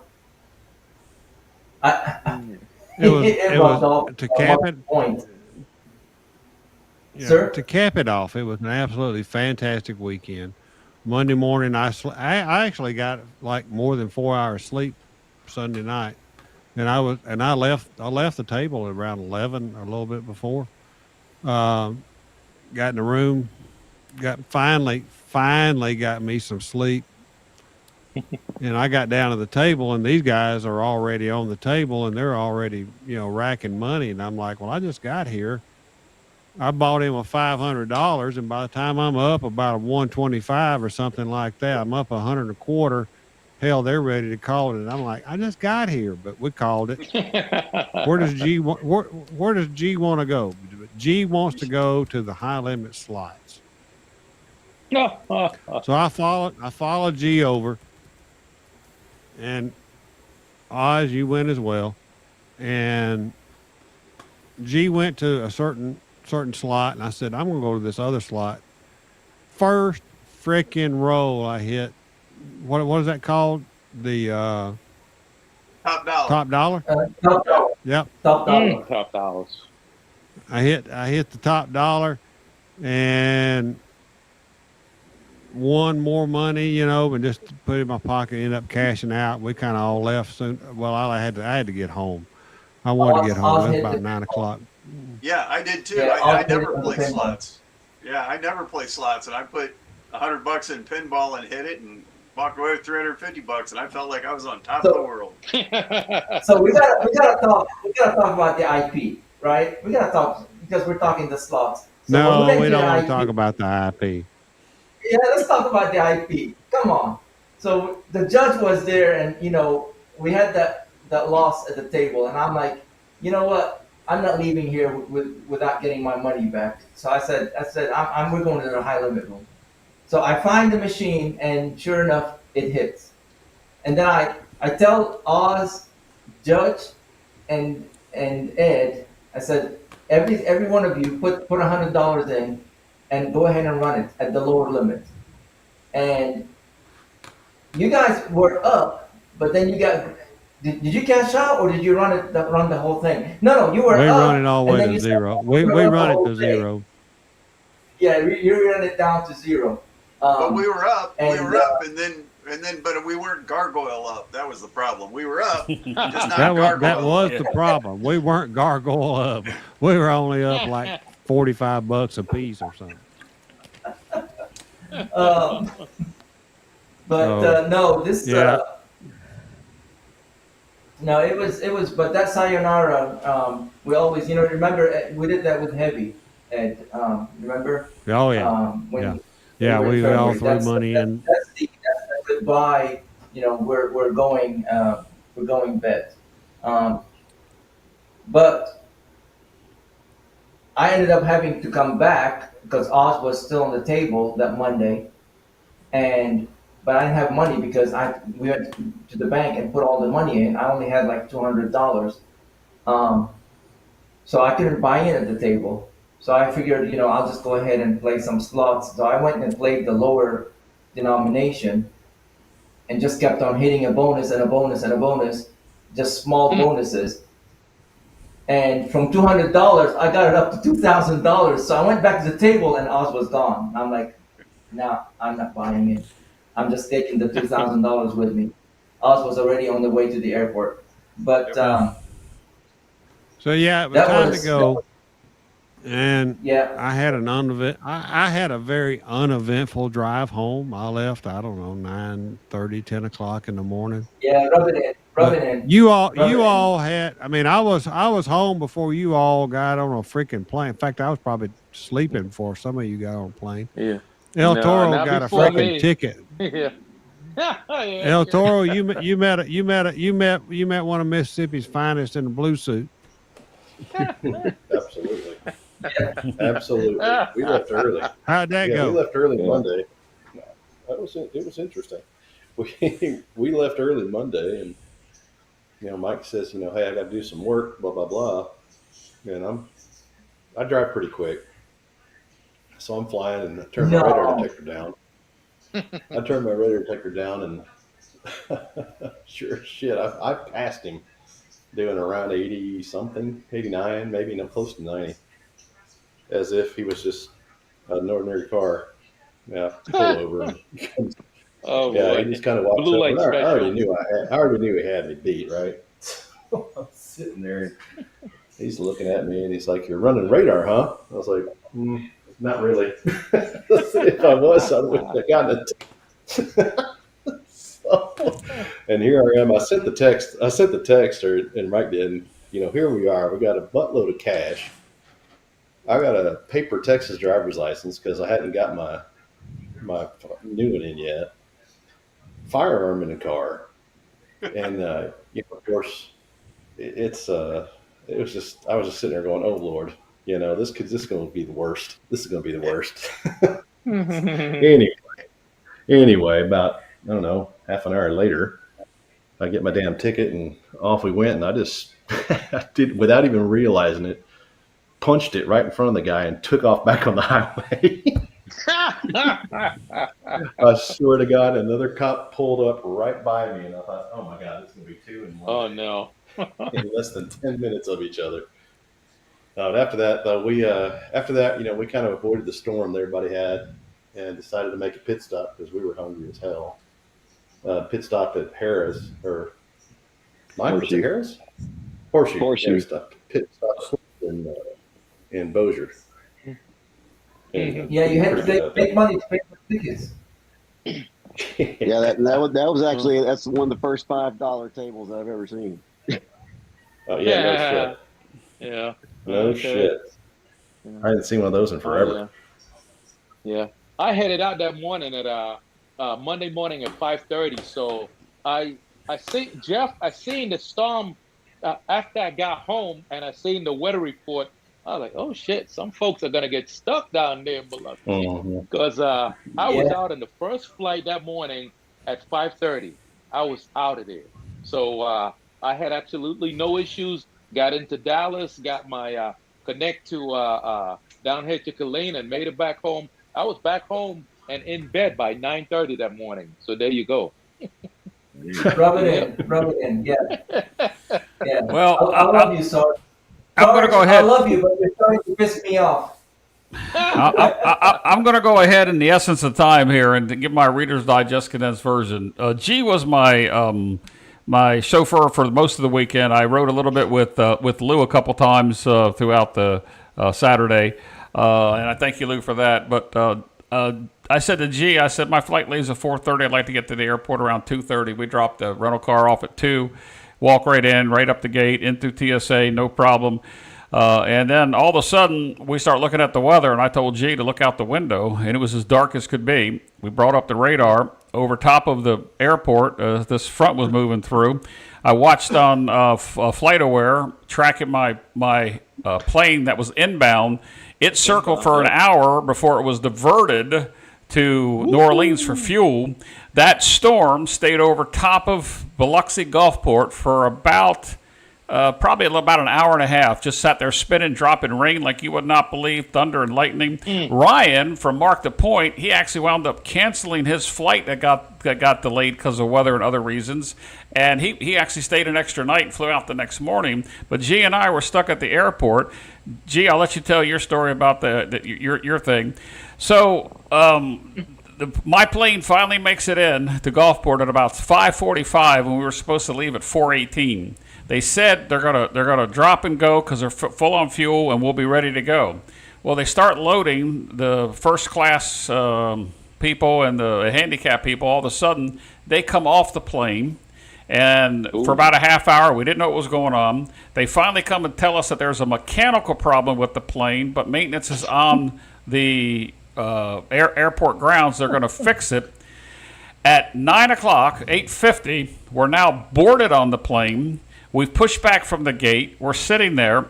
All of a sudden, we go pull back up to the gate. A American Airlines worker and a police officer comes on, and they take off a gentleman off the plane. The pilot comes over and says, "We apologize for all the inconvenience. We know everybody on this plane has missed your connecting flight in Charlotte. See the gate person when you get there. They'll hook you up with a hotel voucher and a food voucher." I left at 9:19, arrived at 11:05 when I should have been home at 10 o'clock. I rented a car from the airport and drove 9 hours. I got home at 9 o'clock on Tuesday morning when I should have been home 10 o'clock Monday night. And poor G, I'm driving now, just getting to the Virginia North Carolina border when G calls me and says, "You ain't gonna believe it, I just landed. How are you doing, buddy?" So G, that's my Reader's Digest condensed version.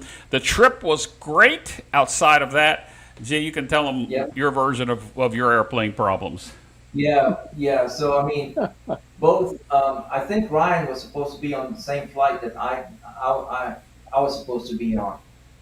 And if you know Gulfport Airport, it's only like 5-6 gates. And there's nothing to do there. Mm-hmm. And you know, every time my flight started to get delayed, they held the plane in Atlanta because of the storm. Then they had to give it up, and they had to find another plane. Well, they found another plane. It had mechanical issues, so they delayed it until they switched the plane. Finally, they switched the plane. They couldn't find a crew. They had to get a crew. The plane finally came to Gulfport at 11 o'clock at night. Now, I was there at 2 something.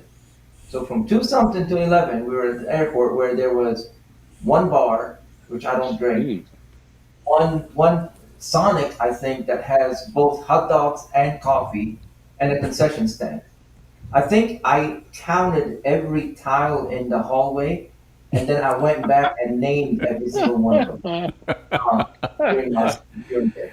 Jesus. I called my wife, and she was supposed to pick me up, and she's like, "Well, what time are you supposed to land?" I said 3 o'clock. And she's like, "Okay, I'll pick you." I said, "No, I'll call my brother-in-law."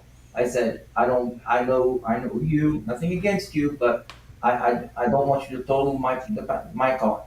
That's fine. Just go to sleep. I'll call my brother-in-law, and I'll owe him big time.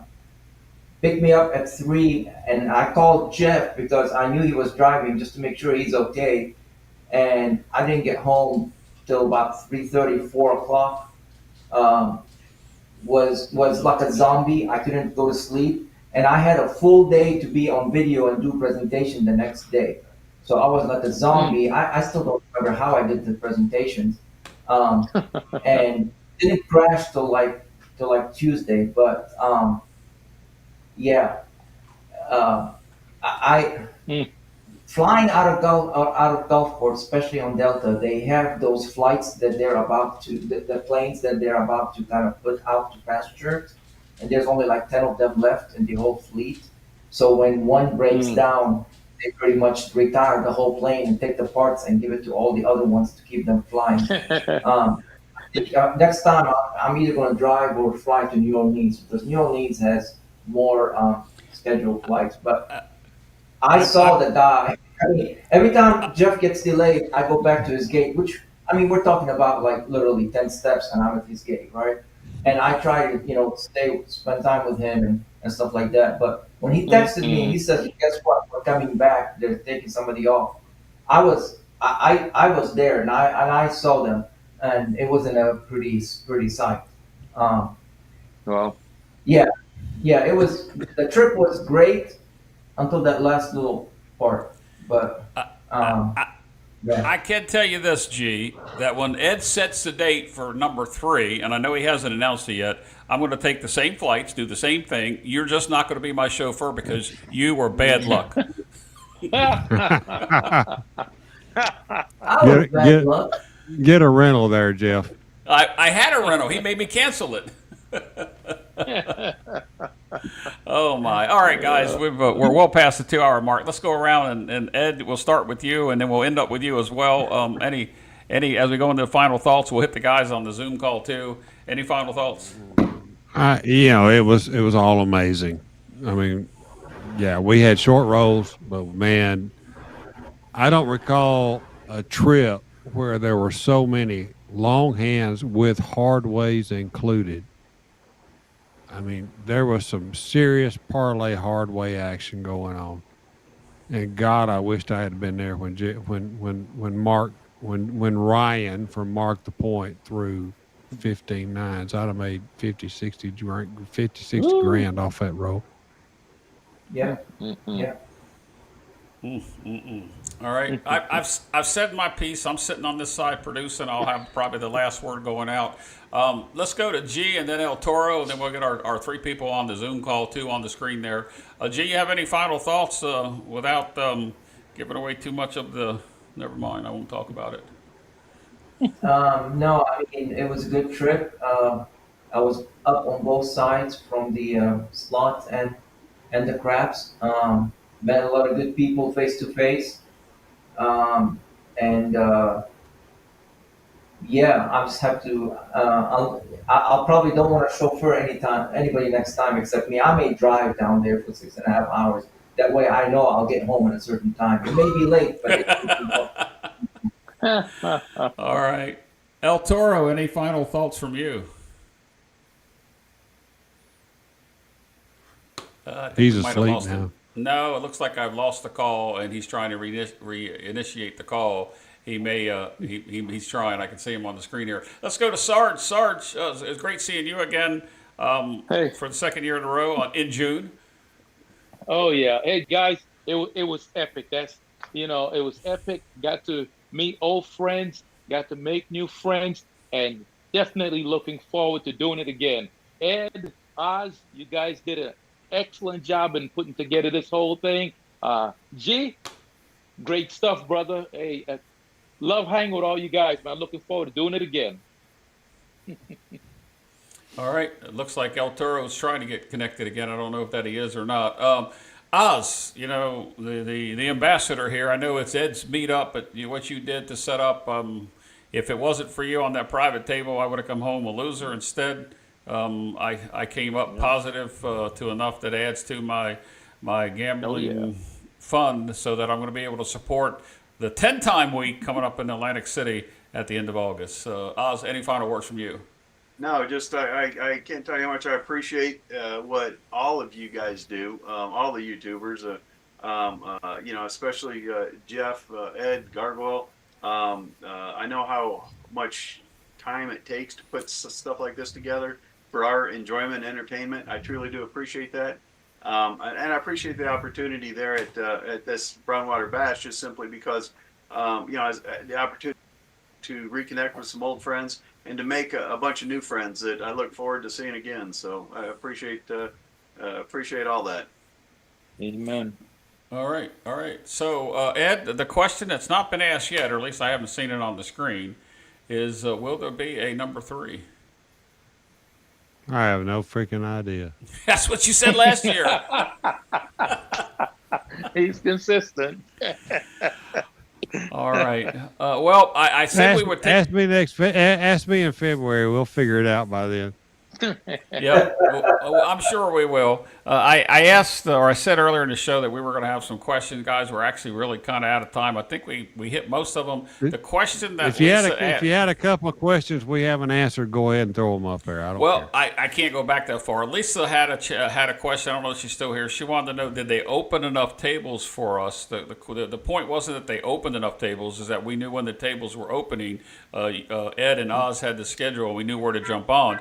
Plus, the amount of people that were there, they were all over the place Friday and Saturday. So it wasn't just at the Hard Rock, but the private table on Sunday was the premier event for me. And it was definitely not only a moneymaker, but it was the best time that I had was on that Sunday night. So Well, that was a very professionally run table, not only by Hard Rock, but by our crew that was on the table. So, some people play too long. We all know that some people play too long. I probably, if I'd have been smart, I'd have colored up when I went to dinner, I guess. But there was a good roll or two after that. But you've got to. People don't understand when you get on a table like that, and you've got to put a lot of work into getting that table put together. You've got to have a lot of input between 2 or 3 people just to get like we did. We had a lineup. Not everybody gets to shoot at first. So that's because, are you there to win money or are you there to shoot? If you're there to shoot, you better by God be ready to shoot. If you're not ready to shoot, then let's just make some money, right? There'll be time to shoot later in the table. Well, let's see what we can do up front. That was the whole idea. Yep. If we can get off to a good start, we'll go to dinner, everybody gets to shoot. But until we get through 3 rounds, we had a rule. We had this little rule between me and Oz. We're going to go 3 rounds and see where we are, and then we'll redelegate. And that was, we had a meeting prior to the table to kind of explain to everybody, here's what we're looking for, here's what we're kind of thinking. Not everybody's going to have a monster roll, but when we get through 3 times, if you're not ready, back out, go to a place and just bet and let somebody else have an opportunity. Well, we were fortunate enough that those first 3 rounds were pretty freaking good, man. I mean, they were so good that they were so good that we didn't have to worry about it after that point. But we had the plan. We had the plan in place. And to Oz's credit, maybe a little bit of input from me, the freaking plan worked. We cut that table in half. I mean, they were bringing out new dice on us about every 5 rollers after a little while, trying to break us a little bit, and we didn't blink. We did not freaking blink. We just kept cutting their nuts off. Oz was sitting in the back like Hannibal from the A-Team with a cigar. I love it when a plan comes together. Yep. I did fail. I did fail to see if Big Money Mike wanted to have some closing words because he's not on screen with us. I bypassed him. Mike, are you still here? Did you have any final words? Yeah, I'm here. So yeah, no, thank you for putting all this together. I think you did a great job of putting it all together. The crew was great. Meeting everybody there y'all are all awesome. It's fun to be around people that know how to play and can shoot, right? So, but the big thing is knowing how to play. No late bets. It moves the dice quicker, and nobody gets upset, right? So, and everybody knows you're going to go down. You're going to have ups and downs. Nobody gets upset about it. It is what it is, right? So, but it was a great time. I really had a great time with you guys. Look forward to doing it again. There you go, Ed. Another vote for yes. Yeah. So let's go ahead and wrap this up, Ed. I'm going to go ahead and say my out tag, and then you'll be able to say yours, and we'll call it a night. I thank everybody for coming on. Mike, Oz, Sarge, El Toro, I don't think he's come back on. G, it's always nice to be with you and Ed. And for those people that like to watch Ed and G and me and El Toro and whomever, we've got some things planned live show-wise, so you'll see us coming back up. Ed, thank you from the bottom of my heart for your friendship, for what you did. I say it again, Oz, thanks for putting it together. Everybody that was there that I talked to, the 40 or 50-some people, was just awesome to see again. Had a wonderful time. And Ed, I'll say it again, my friend, from the bottom of my heart, everything that we've been through this year, love you like a brother. And with that, God bless. Love you be too, safe, man. and play smart. All right. Ed. Thank you all from the bottom of my heart that showed up. It was always very heartwarming for everybody who come up and just let us know that somehow we've helped you in some way enjoy this game. whether we're profitable or not, at least we've helped you in some way enjoy this game. I appreciate each and every one of you. I thank Jeff, Gargoyle, El Toro, Sarge, Big Money Mike. Appreciate Oz, Justice Jen, Waylon, Mr. Yo, Mark the Point, everybody that showed up just to be there. We had a great time. We weren't always together, but we were together. We were there for the weekend. I mean, we couldn't always be together, but we were always there together. So I appreciate each and every one of you. I had a great time. I enjoyed it. Hopefully, we'll do this again sometime in the future. Practice like you play like you practice. Go roll to win.